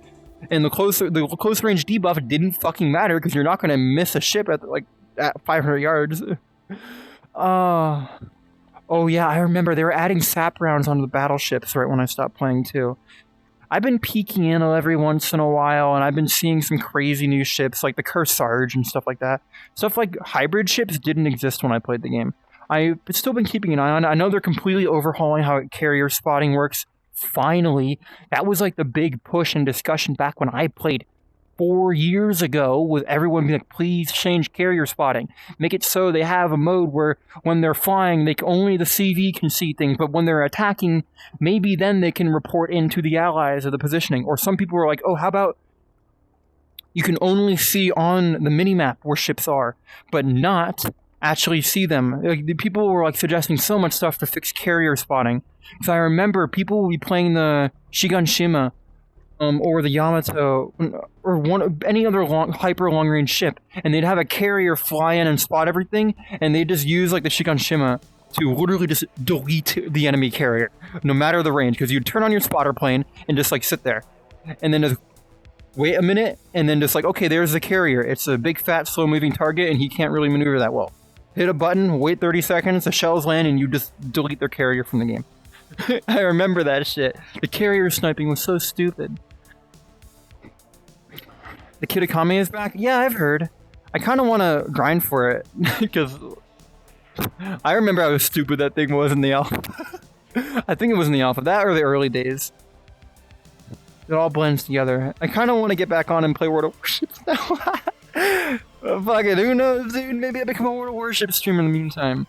Speaking of, we never actually talked about anything beyond the first photo of the 50 I took. Remember using Izumi with my friend when they spotted it and it was not okay? Yeah. Do it? I mean, maybe. I feel like I'm gonna have a lot of World of Warship streamers. Actually, World of Warship streamers. Well, not streamers. A lot of World of Warship viewers, I guess, are weeaboos anyways. They're either hyper I hate weeaboos or hyper I play Azur Lane because World of Warship's converted me. I'll let you in on which one of those categories I was in. I dropped World of Warship for Azur Lane after the collab. Azur Lane for like 2 years became my main game. During college, while I was playing VR chat initially, I played Azur Lane instead of World of Warships because the collab actually pulled me away. I really liked Montpellier. Oh, if you haven't noticed, I think I have a taste for anime types. White hair, short hair. Let me show you someone. Let me show you my favorite Azur Lane ship and the ship I bought during the collab and literally was like number 3 in the world for. I was literally one of the best players of this ship in the world. The Montpellier. It's a white-haired, maybe cat girl. It's been forever. Yeah, 69 viewers. Only 69. What the fuck, dog? Oh my god, bright. Okay. Monty is so undersold too, which sucks. Open image and new tab. You can sort of see a little bit of my taste here. Let me turn on Edge. Oh, let me turn on HDR correction.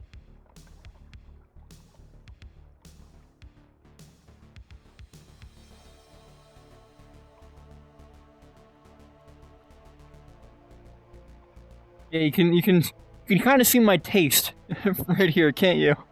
You can kind of see my taste. White hair, cat girl. I guess her hair is long, but it looks visually short. Like, it's like literally my aesthetic. It's me, but with red eyes.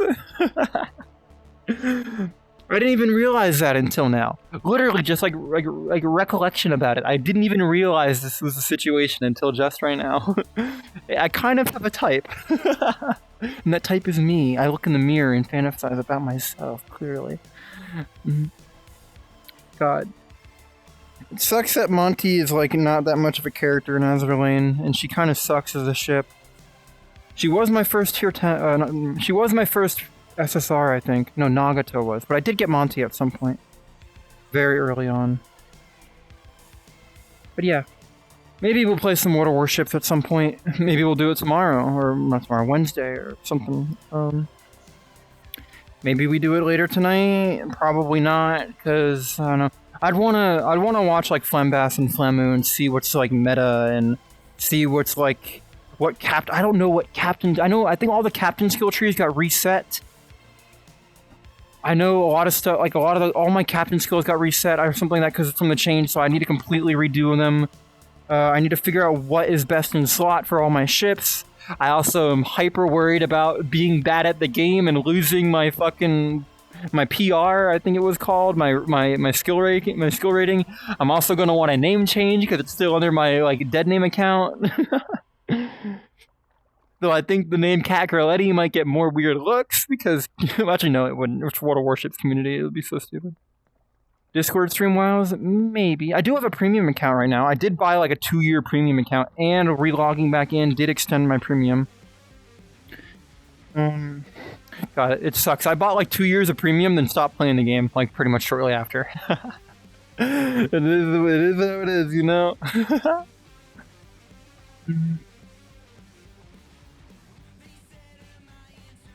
I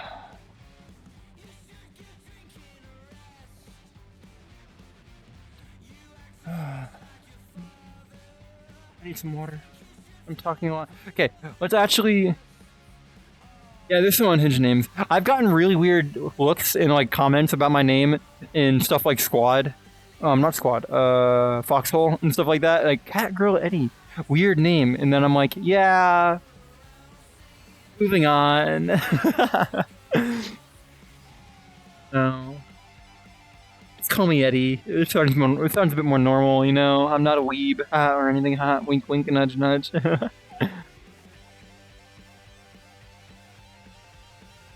Was 1 hour of World of Warships top? World of Warships. World of Warships. I guess. Okay, let's move on. Let me get some water, and then we'll finally start talking about this.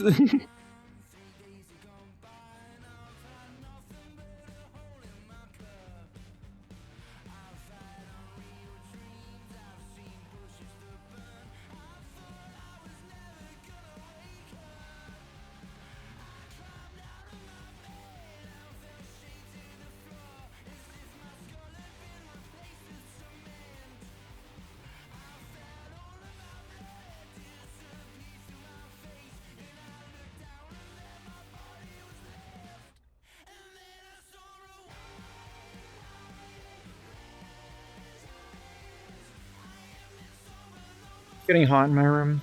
That is from AC on. War Thunder? Ah, God. War Thunder is such a toxic game, though. World of Warships has always been way more generous than any of the other, like, wargaming or Gaijin games in terms of progression. World of Warships is so generous with progression. War Thunder is like, oh my God, you gotta grind weeks to get past one fucking plane, and they milk you the entire way. World of Warships, in my experience, if you're part of a clan, and they have good bonuses, and you have a premium account, which you can kind of get pretty cheap usually, you're set. You kind of just like never have economy issues, especially if you have a tier 9 crew, like a tier 9 premium to just grind money on, one that you like the Alaska, my favorite ship in all of history. I fucking love the Alaska class. I love them, and I hate that they got scrapped and that they were useless in the war. Like, come on, they deserve so much better. Oh. I love the Alaskas. Easily my favorite ship. Easily, bar none. Completely bar none. I fucking love the Alaska class. It's such a cool idea. It's like it's a mini Iowa. It's a mini Iowa. It's like so cute. It's like trying to be in Iowa. But it's like actually a really heavily armed and cool battlecruiser that was entirely outdated for its time. If it was made at the beginning of the war, those ships would have been the king of the fucking sea. An Alaska class in the early onset of World War II, oh boy, stuff would have been so different. At least I like to imagine so, you know. And I like the Alaska class. I don't know, I've always had a weird fascination with them.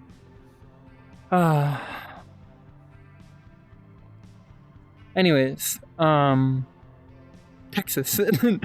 Let's finally talk about the thing I've been alluding to. So here's the USS Texas. I'm actually going to move on my end. Let me move my overlays, swap them. That way when I point at things, like over here, it makes a bit more sense, you know? Like, bam, right here, right here. Regardless,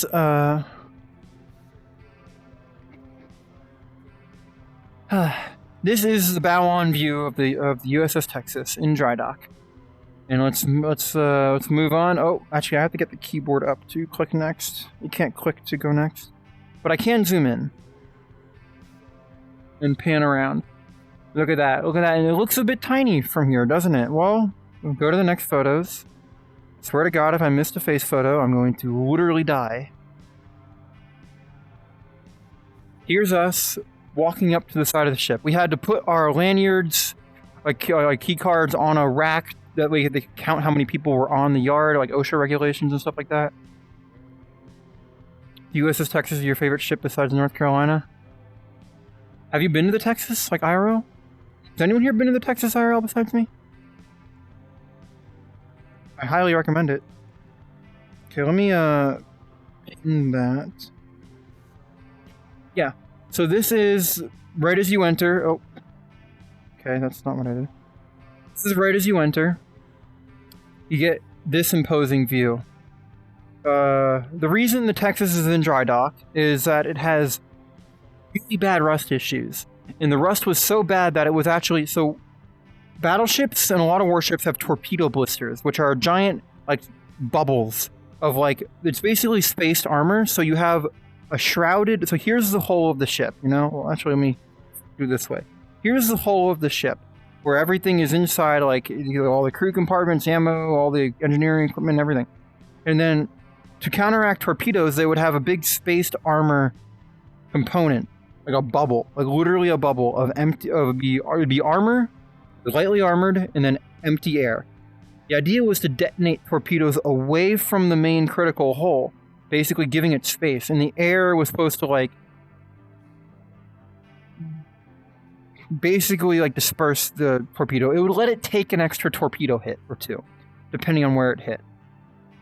This was before torpedoes detonated under the ship, where it would break the keel from the negative pressure shockwave, but because the torpedoes at the time impacted on the side of the ship. So this was like how you defended against that.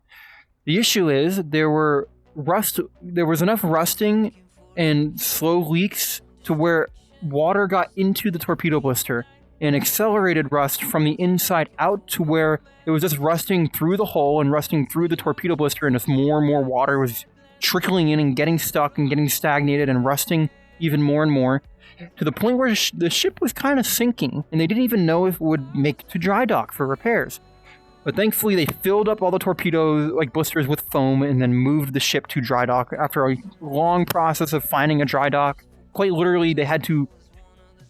So the dry dock that it's on came from, I think it was the Keys or the Bahamas or something like that, around that area. And they had a cruise ship that was at dry dock, but there was an issue where the cruise ship, they miscalculated how they should put it on the dry dock, and the side of the cruise ship was too heavy, and it literally split the dry dock in two, literally right down the middle. Well, not exactly down the middle, but it split the dry dock in two. And then during that process, it slammed against the side of the dry dock and damaged the shit out of it. I actually took a photo of where that damage still remains, which you'll see in a minute. But that basically ruined the dry dock for bigger ships. This company, the company that's doing the repairs, and the USS Texas Foundation were able to find... This is an abridged version, and I'm not actually... I don't work for them, nor do I have this written down anywhere, so some of this information could be inaccurate due to bad memory, so that's a little disclaimer. But, from what I remember, they got word that there was a dry dock that was no longer really fit for normal use. But the Texas, compared to modern big ships, is actually relatively short. So they realized that instead of sending the ship to repairs somewhere in Korea across the ocean, worrying if it would even survive the trip, or somewhere else far away, they could actually buy this portable mobile dry dock that would be perfectly serviceable for the Texas, because the front third of it broke off. But the Texas is short enough that it would still fit on the remainder half. So after some repairs and maintenance, it was bought and towed up to Texas, to Galveston, where the Texas could then actually be put onto the ship. There's a bit more to the story about how they transported it onto the dry dock, and there were some issues with bad measurements and bad records from the last time it was dry docked in the 80s.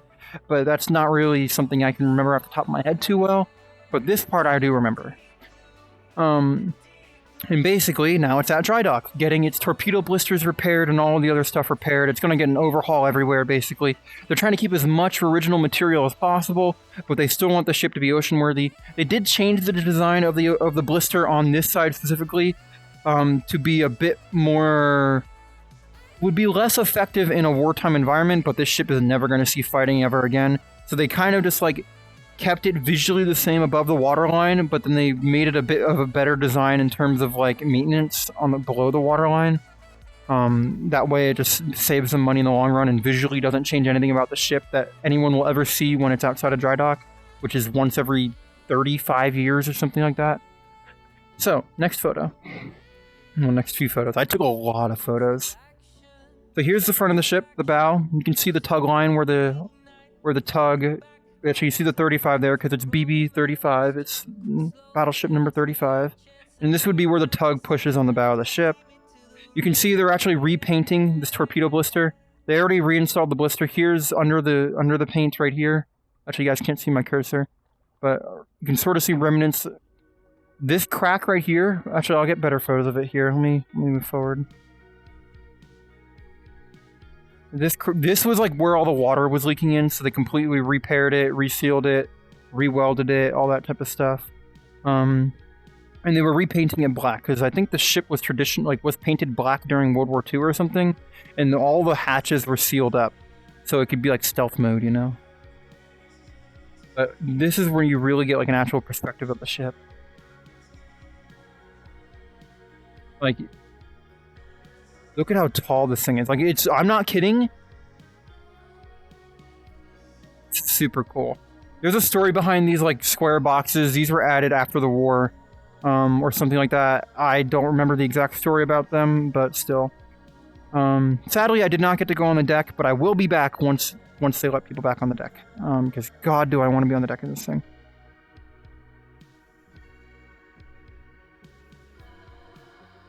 It really gives you a sense of scale for how monstrous this thing is. So, here's another good photo. You can see all this on the ground here. All of this is iron dust, like iron sand for sandblasting. They'd use it to sandblast away iron and corrosion. It was like walking on a beach of just iron sand. I was wearing a mask. I was the only person wearing a mask. I was mostly wearing a mask because, one, it was freezing cold and you have ocean breeze. It was like I was wearing a sweater and my leather pants and long socks and big boots and a shirt under my sweater and a mask, and I was still freezing. I was still shivering. And other people were definitely shivering too because they were hiding behind stuff for cover from the wind. But my mask was warming me up so much.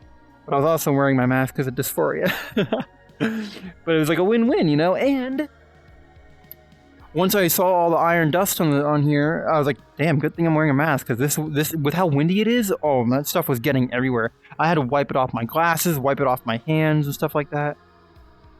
Investigation team or just visiting? Just visiting. I mean, if I could get a job doing this, that'd be pretty cool, but I'm not really qualified for it. But yeah, you can see the under part of the ship where these are giant like concrete blocks with wood,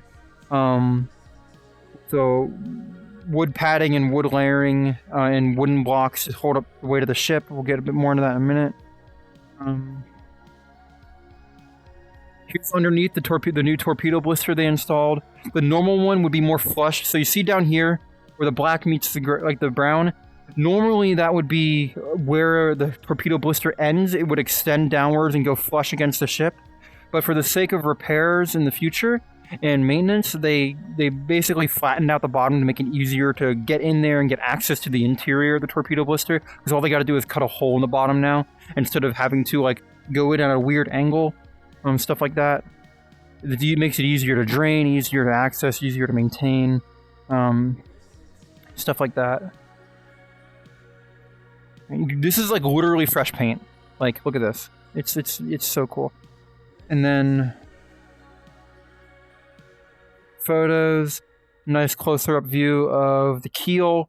The ship has 3 keels. The keel is basically the spine of the ship. It's like, imagine like a U-shape frame. You have the keel runs along the length of it to sort of be the spine of it, and some ships have multiple keels, like sub keels.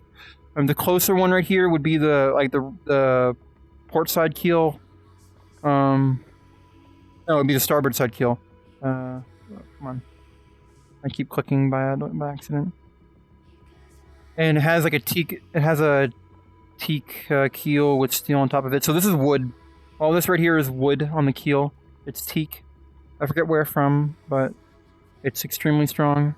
I forget what the lettering means there. They did tell us, but I was kind of more awestruck about the fact that they were letting us this close. Yes, I did touch the wet paint. I did. I did, because they let you touch everything. They don't care if the paint below the waterline is like has a handprint on it or something. So my handprint is on there. Hope it's not toxic. I did wash my hands though. That was the tour guide. I have a lot better close-up photos. Let me find them.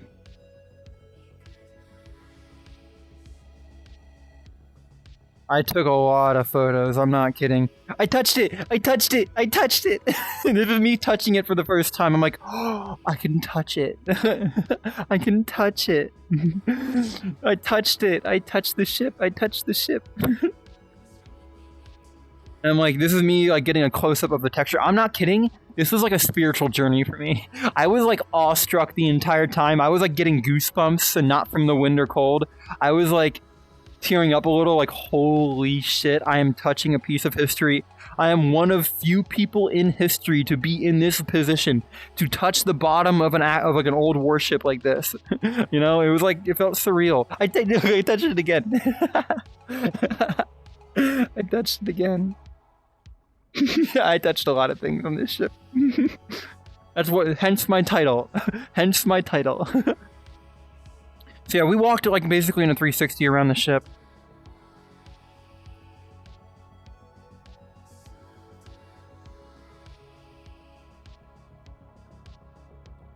Keep going. So this is where we're getting near the stern of the ship. You can actually start seeing us get to this. So here's the rear end of the backwards keel of the starboard side keel.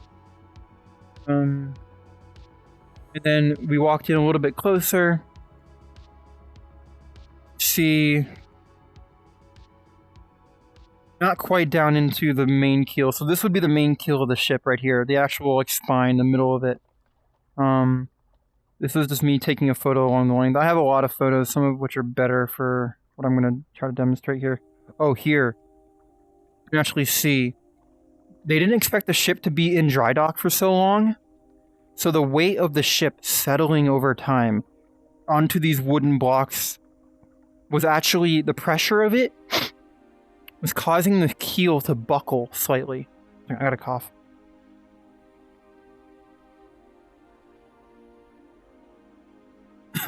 The ship is so heavy and dense that it's slowly settling. If they had known, so the ship is actually overdue in dry dock because they got additional funding from the state. So they had a budget for the dry dock and they had a timetable that they were going to do it in. But then the state decided to give them additional funds to do more extensive repairs because it's kind of a state icon. Like, the state saved this ship. It was actually scheduled to be nuked at Operation Crossroads. If those of you who are not aware, Operation Crossroads was the post-World War II testing of the effects of nuclear attacks on warships. I'll get a little into it. Basically, the idea was for the Navy to test how vulnerable ships were to nuclear attacks and underwater nuclear attacks. And the rest, like the Army and the Air Force and the general public, wanted to see, like, it was kind of like, to everyone else besides the Navy, it was kind of a way to discredit them, to be like, oh, look how vulnerable and like pointless the Navy is in the face of such overwhelming odds. And to the Navy, it was more of a technical, like, okay, how vulnerable are we to these things so we can learn from it. A lot of ships got sunk in Operation Crossroads. A lot of ships that probably deserved to be, like, kept alive. Like the Prince Eugen, the ship that escorted the Bismarck, the German heavy cruiser. It was one of the few German ships to survive the entirety of the war. Imagine if we still had that around. But they nuked it. They nuked a fuckload of Japanese ships like the Nagato. I think they nuked Nagato, right? Or is it Congo? I think they nuked, yeah, it was Nagato. It was one or the other. I'm pretty sure it was Nagato. I think.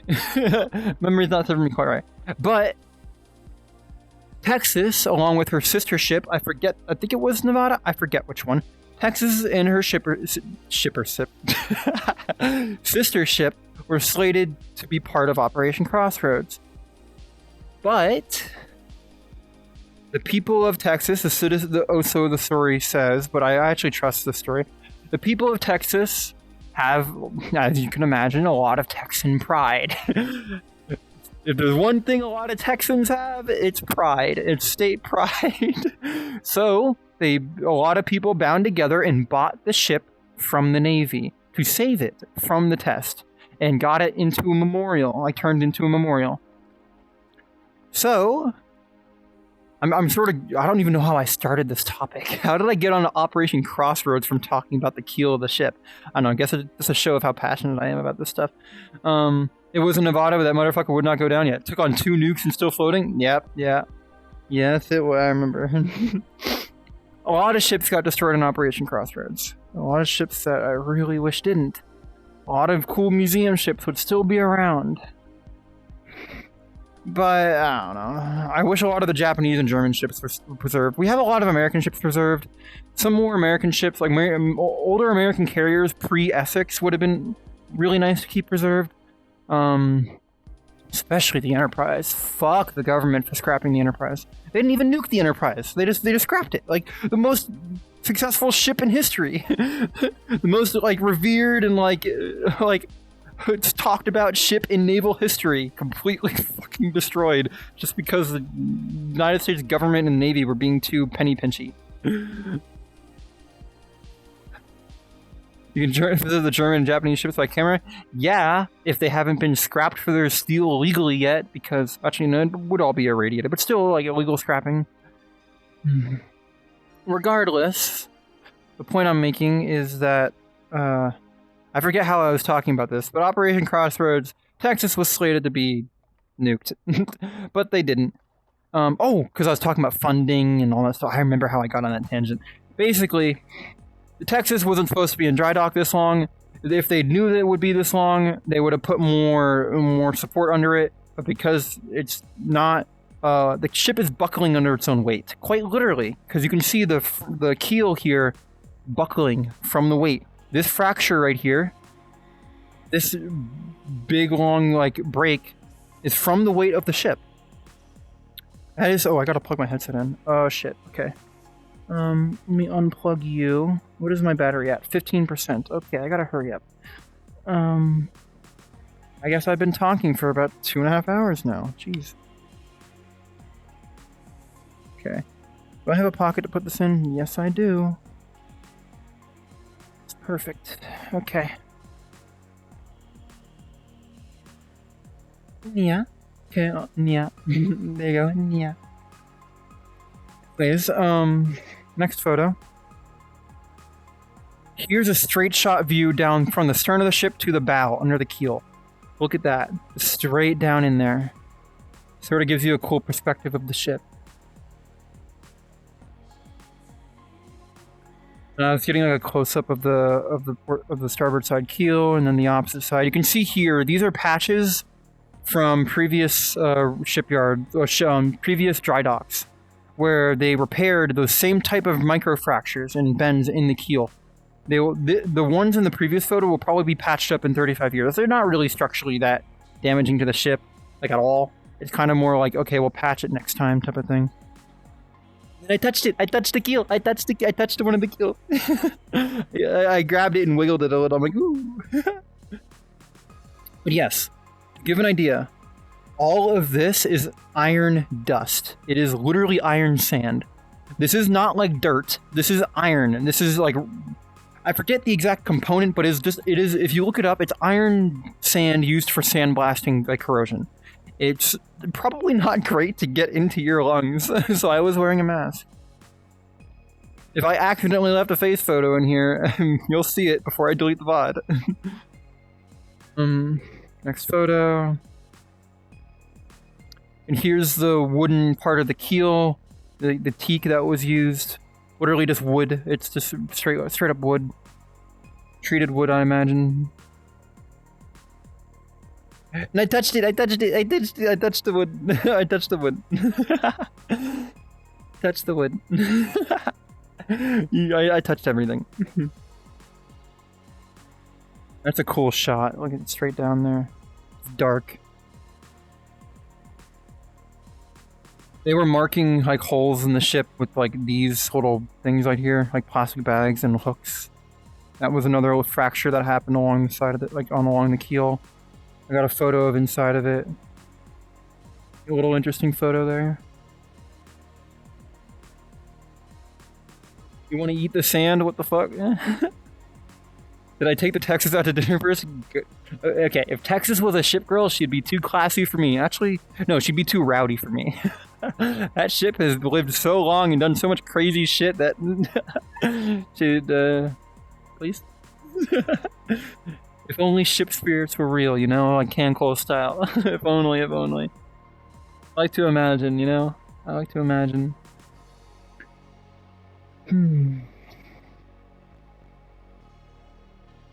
Here we go, yep. So these small wood covers right here were when the same type of microfractures and bending that were like down here. See, there's a little bit of it developing right here.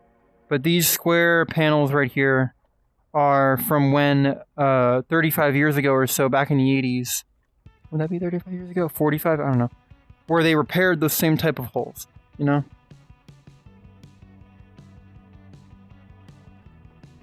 Same with the circles, I think, if I remember right. This was just some more repairs that they were doing, and new paneling and new steel that they were putting down. I think all the untreated stuff is original, like this. Is original steel. They had to replace a lot on this side of the ship. When you eat the sand and then crawl into an MRI, you will literally die. You will get ripped out from the inside. But you can see right here, look at that bending. There's a better example of it later. Again, I was taking photos of literally everything.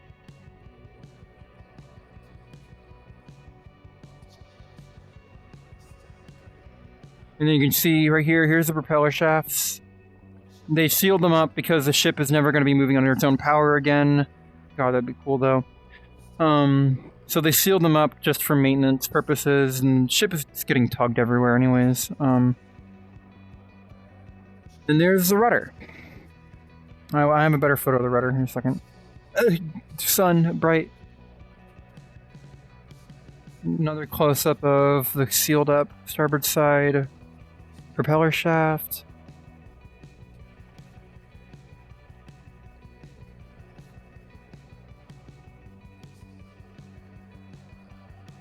All of this. I took a lot of photos. Literally, I just took photos of everything. I was that tourist. But I was also taking time to appreciate it with my eyes. I was here for like an hour and a half. We walked all the way around the ship in an hour and a half. That's a long time. Too inefficient of an engine? I mean, yes, and compared to modern day, but also, like, the ship hardly ever moves anyways, so it's better for maintenance if you don't have to worry about maintaining the power plant and worry about potential slow leakage through the propeller shaft and lubrication and oiling and stuff like that. It's just the less moving parts of a ship, the easier it is to maintain, and it wouldn't ever be leaving. It doesn't really go anywhere. Like, after this, it's actually going across the harbor to its permanent resting spot, where it will be. They're moving the museum's like location to be literally across from the harbor, so it won't really ever need to travel anywhere again, hopefully. But yes, here is the rudder. It is permanently stuck, I think, 15 degrees starboard. I think it's 15, maybe it's 12 or something like that. No one knows why. No one knows why. It is literally stuck, and then they welded it in place because, again, less moving parts and not having to worry about all that stuff, the better. They joke that if anyone can move it under their own power back to straight, back to like straight and level, they can own the ship. They will give the ship to anyone who can straighten out the rudder. It's impossible. You cannot do it. It is literally like you would be having to fight against literal tons and tons of pressure just from the weight, and then the fact that it is welded in multiple spots, like pin and welded to stay straight. The story that like the hearsay, the scuttlebutt they call it, which is like rumor mill, and like the scuttlebutt is that apparently when they were moving the ship under its own power for the last time to its museum place at the time, the commander, like the person overseeing it, ordered the captain to turn the ship, and the captain ordered the ship 15 degrees starboard, and some midshipman or navigator or whoever controls the rudder, the helmsman or whatever, or the engineer, misunderstood or took it too literally to where they actually turned the rudder 15 degrees. When what they were supposed to do was actually just command the tug to push the ship 15 degrees or something like that. I'm abridging the story and I'm probably repeating it wrong. Quartermaster? Maybe it was a quartermaster. But basically, they put the rudder into 15 degrees and they never... Oh, I remember it now. So they were actually supposed to turn in 15 degrees, but they never neutralized... It was something like that. They never neutralized and brought the rudder back out. Like, they commanded, okay, 15 degrees starboard, 15 degrees starboard. But they just never said to go back to neutral, like back to 0 degrees. They just left it there because they never got the orders. Quartermaster's the one who steered the ship? Yeah, I think the quartermaster was. I think that's the guy said. Basically, the rudder's stuck 15 degrees. No one really knows why, but that's the hearsay. That's the scuttlebutt. Is that some quartermaster and like the person who was not really the captain, but the person in charge of maneuvering the ship, just fucked up, you know. It's not really. It's just a tiny little quirk of the ship. It kind of has its own character now because of it, anyways. Okay, this is the dangerous part. Okay, good. Because in the original album, this is where I have a selfie in front of the rudder, and then this really kind lady offered to take my phone so I could get a full scale photo of me standing in front of the rudder. Laura, thank you for tier 3 sub for 19 months, and Saint Moongo, thank you for 2 months. Thank you. Thank you.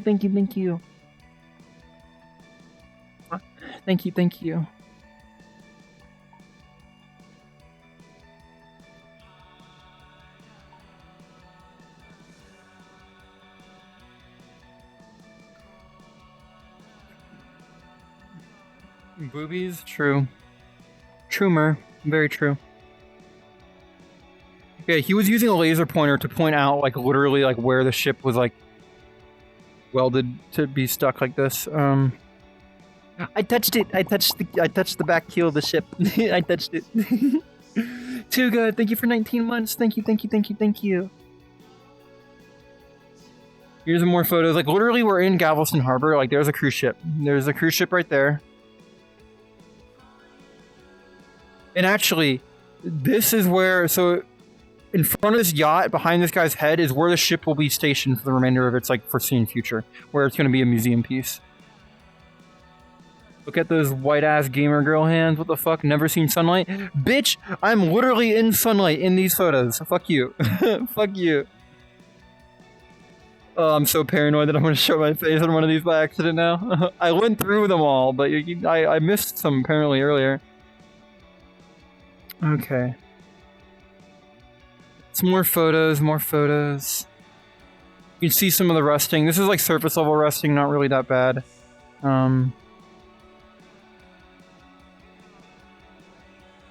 Straight down the shot middle from the stern. Now this is the other side of the ship. This is when we get to the other side. You can see all the patches that the rudder has had throughout its life right here.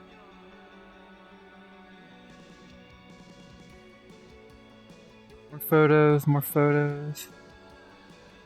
I touched it. I touched the rudder. I touched it. And look. I touched it again. There was a weird indent in the rudder. And so I was using my finger to measure how deep it was. But also I touched it. I poked it. I poked the rudder. I poked Texas rudder.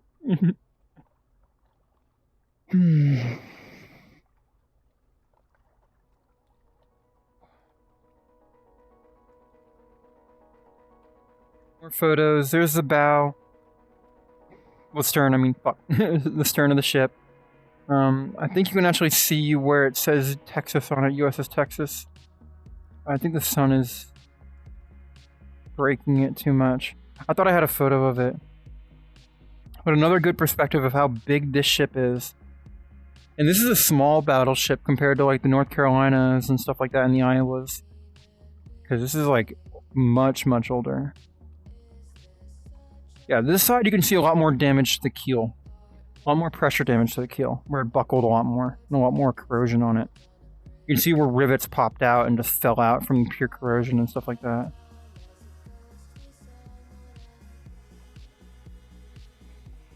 Oh god, I need to... Oh. Did I ever remove those photos? I think I just remembered where I took some photos. Let me... Oh, okay. I don't remember removing those photos. Scroll down. I'm almost at them.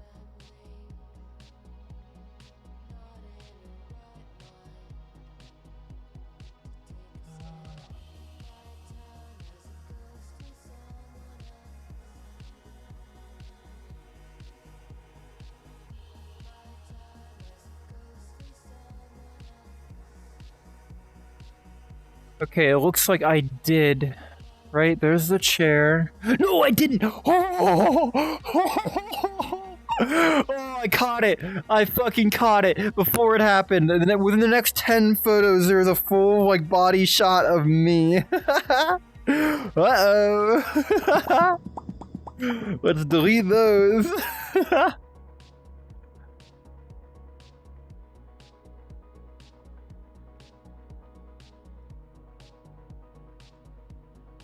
Oh. Is there any more? Oh, that would have been bad. That would have been really bad. No, I don't think there's any more. No, there isn't. Damn, those are the coolest photos of the trip too. But I can't show you guys. If we get another 1,800 subs, I'll show you guys. 18. I have a mask on anyway, so it wouldn't be that much of a face reveal. But still, you'd see my eyes and the upper half of my face. Regardless, more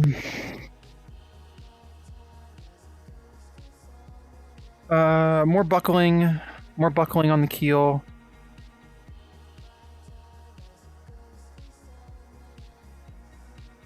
Straight shot down the other side. Here's where some corrosion was happening, to the point where the steel corroded away enough that these rivets were just falling out, like quite literally. Like these rivets right up here were just gone, just completely gone. So the entire like plate was separating from each other. More corrosion from corrosion holes and stuff like that. See, just literally the rivets just fell out. Look at that. You can see sort of how it's warping along the path here and the length here. Super cool. More wood teak photos.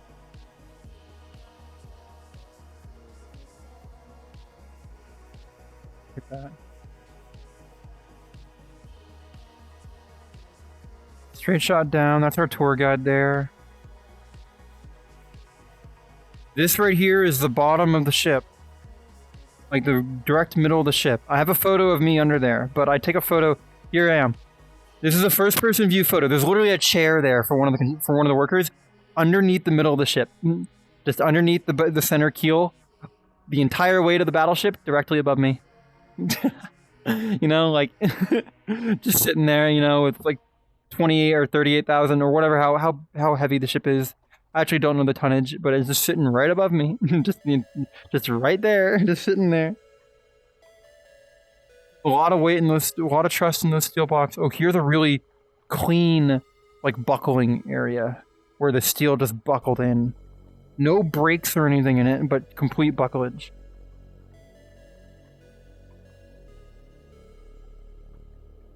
Weird photo, more buckling.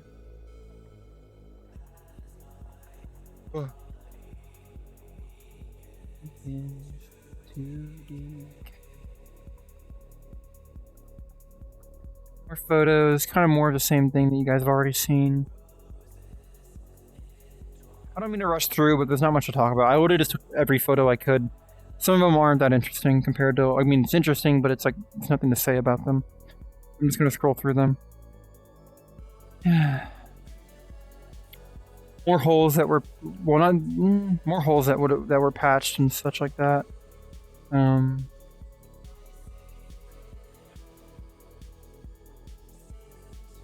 Funny story about these tubes right here. So normally they would just pump like wastewater and like shit overboard, but the admirals were like in charge, who were like in charge of the fleets in the like the fleets the ship would have been in. Didn't want like the pride and joy, the big battleship of like one of the big battleships of the Navy, to just have shit streaking along the sides of it. So they installed these tubes and pipes to sort of guide it down right to the waterline, so it just deposit right on the waterline instead of just streaking along the side of the ship. You know, because you don't want America's pride to have shit smeared all over the side of it, you know.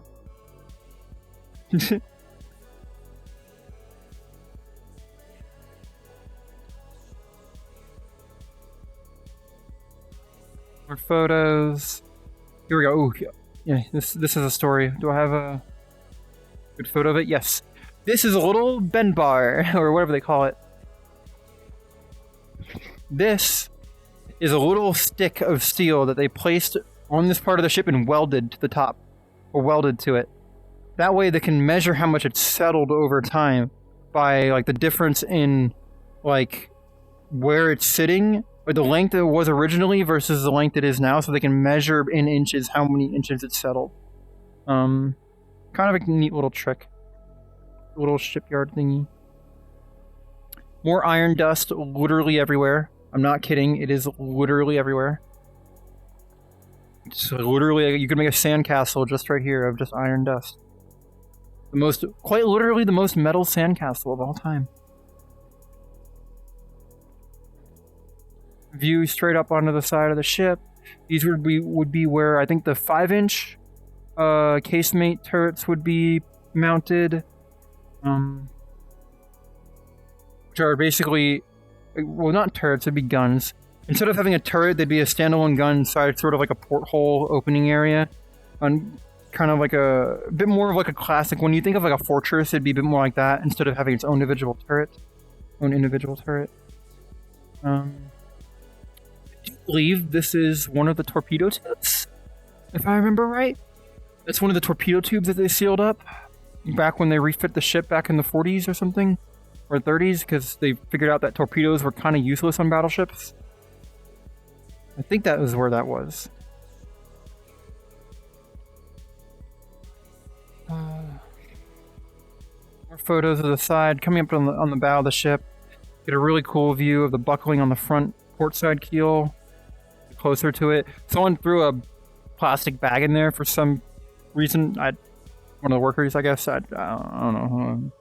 Just plastic bag inside the keel of a ship. But I thought it was interesting. I thought it was interesting. It's pretty neat, you know? It's just a plastic bag just hanging out there. Just look at this and you look. Just like, you know, just peekaboo.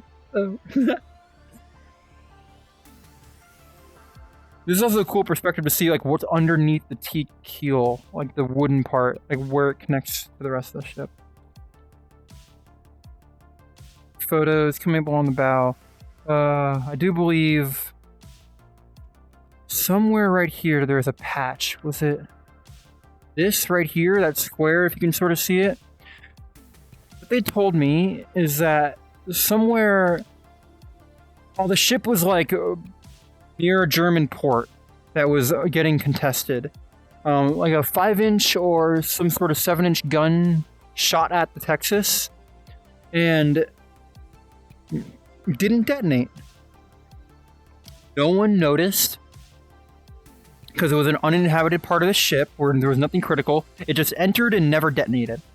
And so the story is that upon leaving the engagement and some time passed, a sailor who was just making his rounds walks in and sees an unexploded German shell just sitting on the floor. And then he looks over here, there's a fucking hole in the ship. Just a hole right there and a shell right here. And he's like, what the fuck?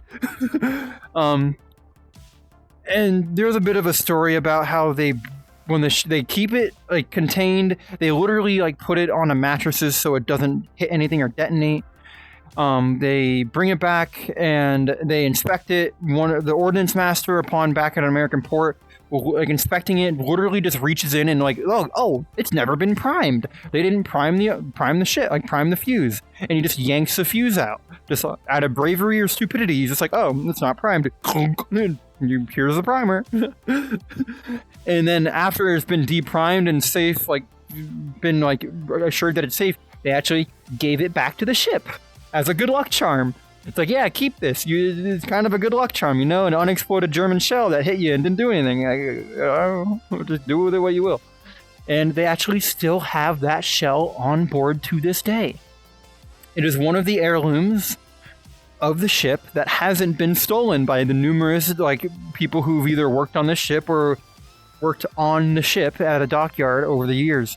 Because shipyard workers, the story is that shipyard workers tend to have sticky fingers, you know, but they didn't have sticky fingers for this, and it's sort of just one of the heirlooms that they've kept around. Interesting little tidbit. You could get more detail and probably more accurate retelling of it somewhere else. That's basically just what I remember from the tour guide saying.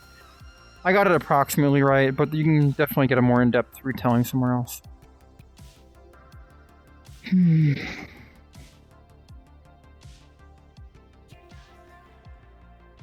photos of the bow. We'll be coming up on... So here's a straight shot view backwards of the ship. More photos of the keel.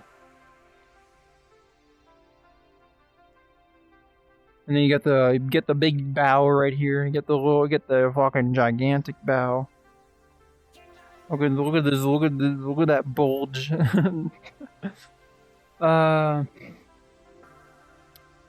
There was a story behind this hole, and I forget what it is. I completely forget. I don't know. More photos. You can see 35 has been painted over a few times very badly there, weirdly enough. I didn't actually get any info about what that is. You can see where 35 used to be right here. Straight shot view down. So obviously the supports are keeping it hold, and then from the front, straight down the keel. I'm not kidding. It was basically unrestricted access to the entire thing. Look at those fucking anchors, dude. Jesus Christ.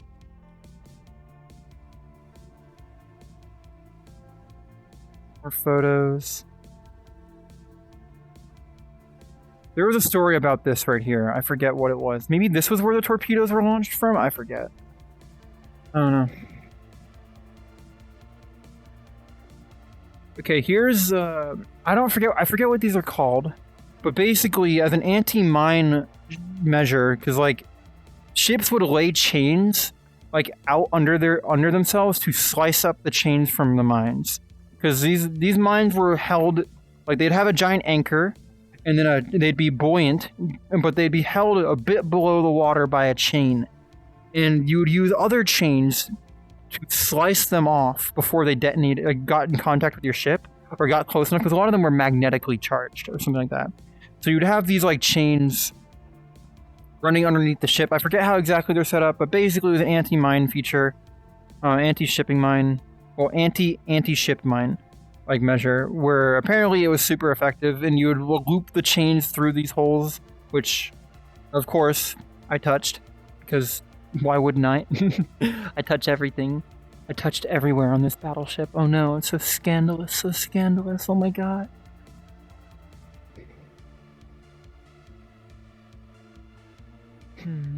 But yeah, I touched it. Of course I touched it. Oh god, did I? I took a few. This is an. Oh, there's my hand. You can see all my freckles. Look at my freckles. I hope my selfies aren't here anymore.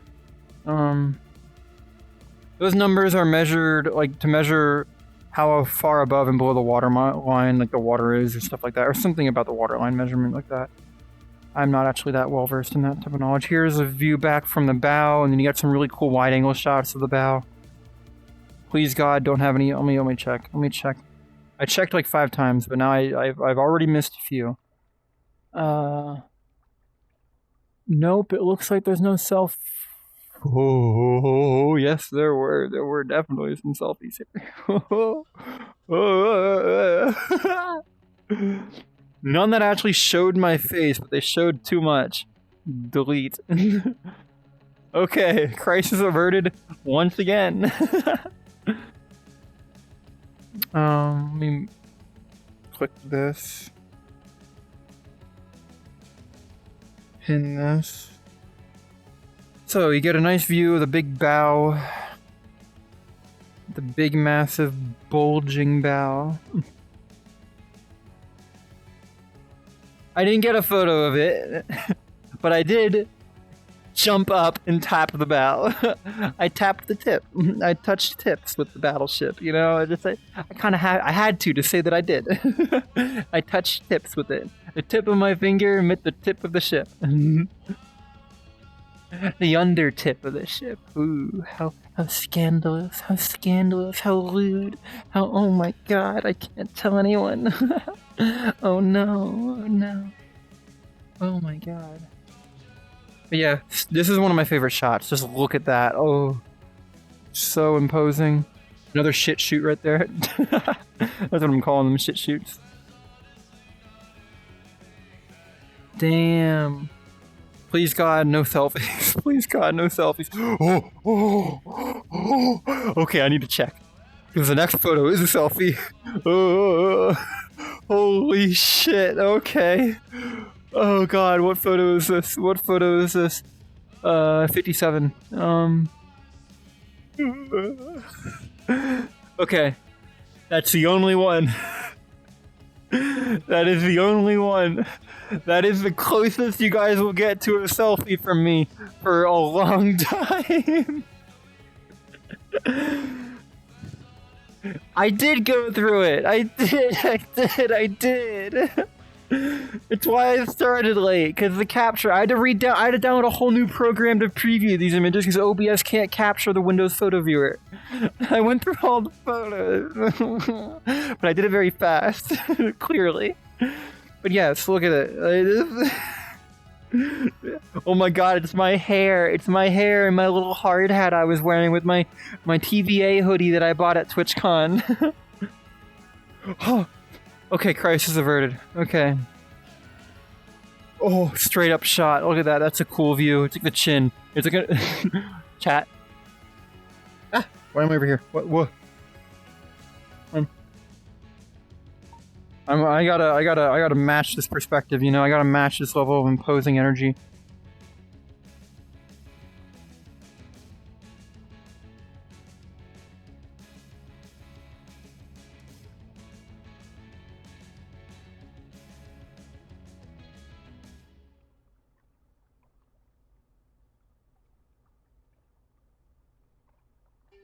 There we go.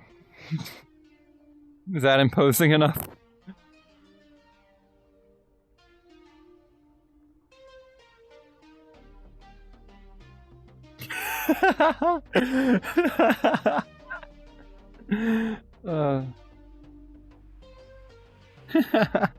Okay, let's get you guys back to normal.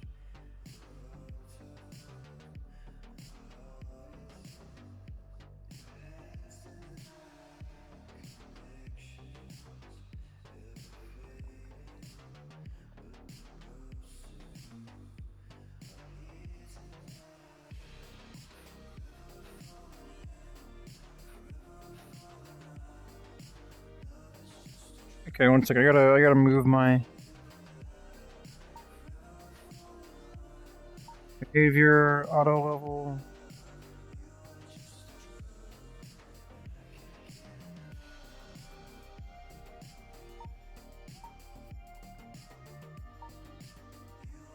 Alrighty, cool. There we go. Similar energy, you know, similar energy in those photos. Blurry photo. And then the other side. T.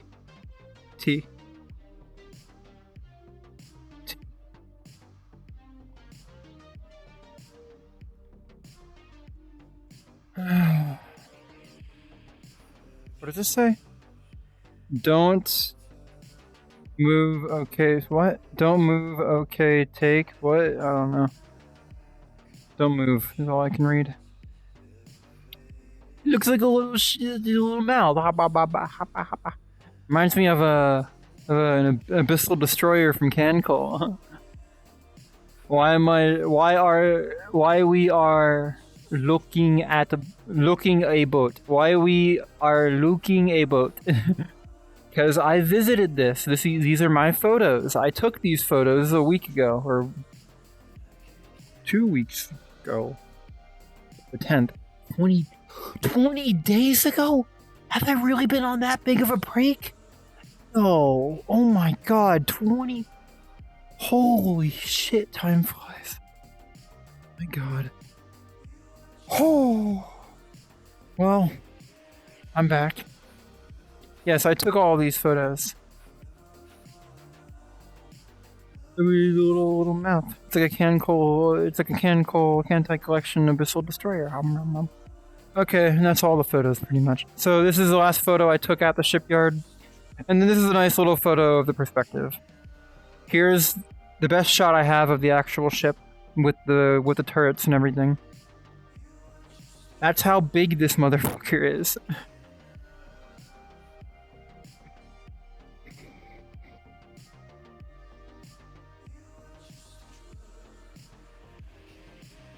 Yeah, let me double check the end of these. Yeah. And this is back at the merch shop where I was taking photos of all the Gulf Copper. That's the company doing the repairs. And then there's my car accident. Literally same day. But yeah, Gulf Copper. 249 days without an accident. Godspeed. For me, 20 days without an accident. Ironic.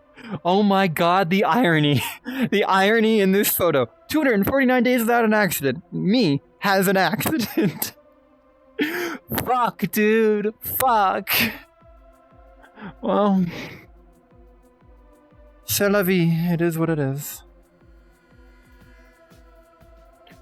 And that...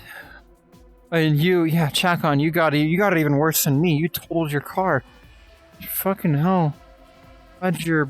I mean, I know you got a concussion or something, but I'm glad you're alive. Fucking... It's like I jinxed you. I actually jinxed you.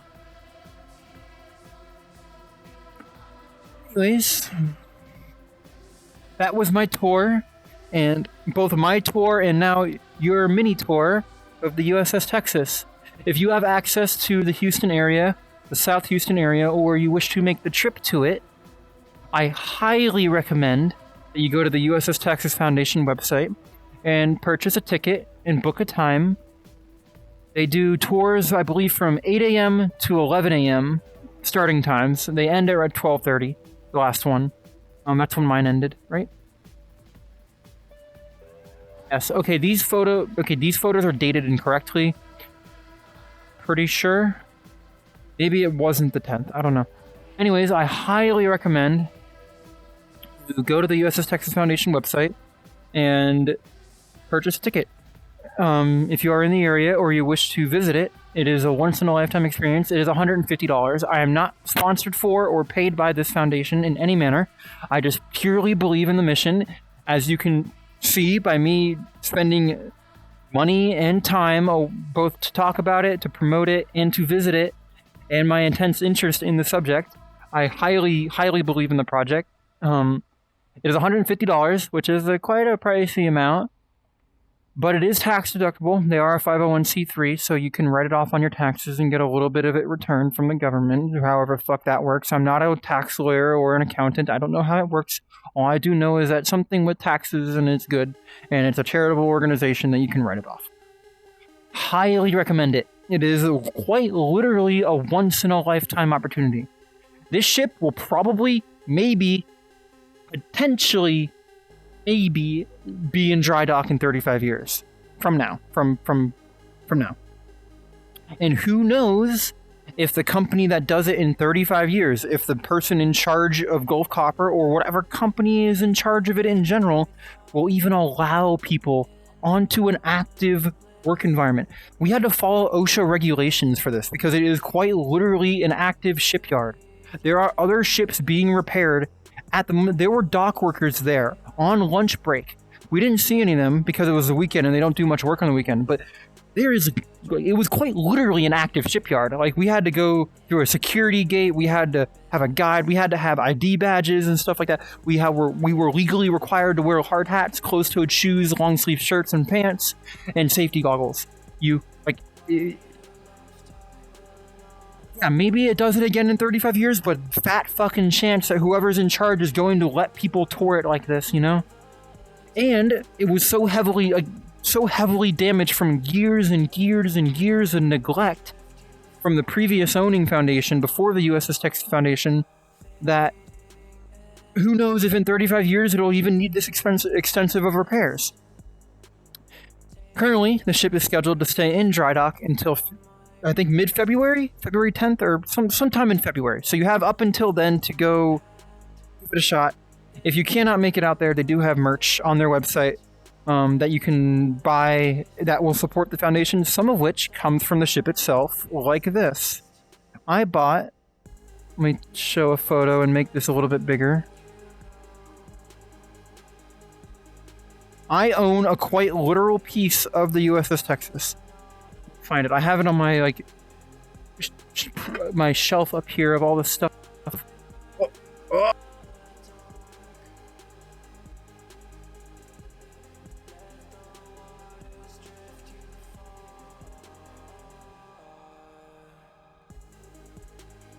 was weird. My headset just exploded. Okay, it's back. Let me turn my light on so you guys can see this. This is a literal wooden piece of the deck of the USS Texas. I forget what type of wood it is. It is not teak. But it is... Oh, I'm holding it upside down. It is literally a piece of the wooden deck of the Texas. Nero, you cannot eat that. You cannot eat that. Move, move. It is quite literally a wooden deck piece of the Texas. Like, this was put on the ship. This saw both world wars. This piece of wood has been stepped on by thousands of sailors who served on the ship throughout both world wars. And I own it. It is mine. It was a bit expensive. It was like 80 bucks or something. But it's a nice little... It all went to charity and all that stuff, and it helps maintain the ship. And now I own a quite literal piece of a battleship. You have a piece of the original deck for North Carolina? I am fucking jealous. I'm not gonna lie. The North Carolina class ships in the South Dakotas, I like them quite a bit more than the Texas. As a ship, they interest me more in design and like form factor and stuff like that. But... oh my god, okay. But I'm probably not going to be able to view those at dry dock, you know? Okay, I gotta do this. Get my overlays set back up.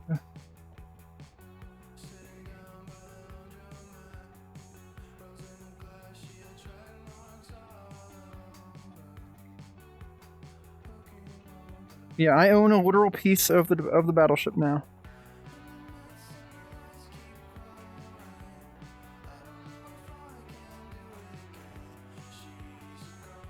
Honestly, of the current museum ships, Midway is probably the one I want to visit the most.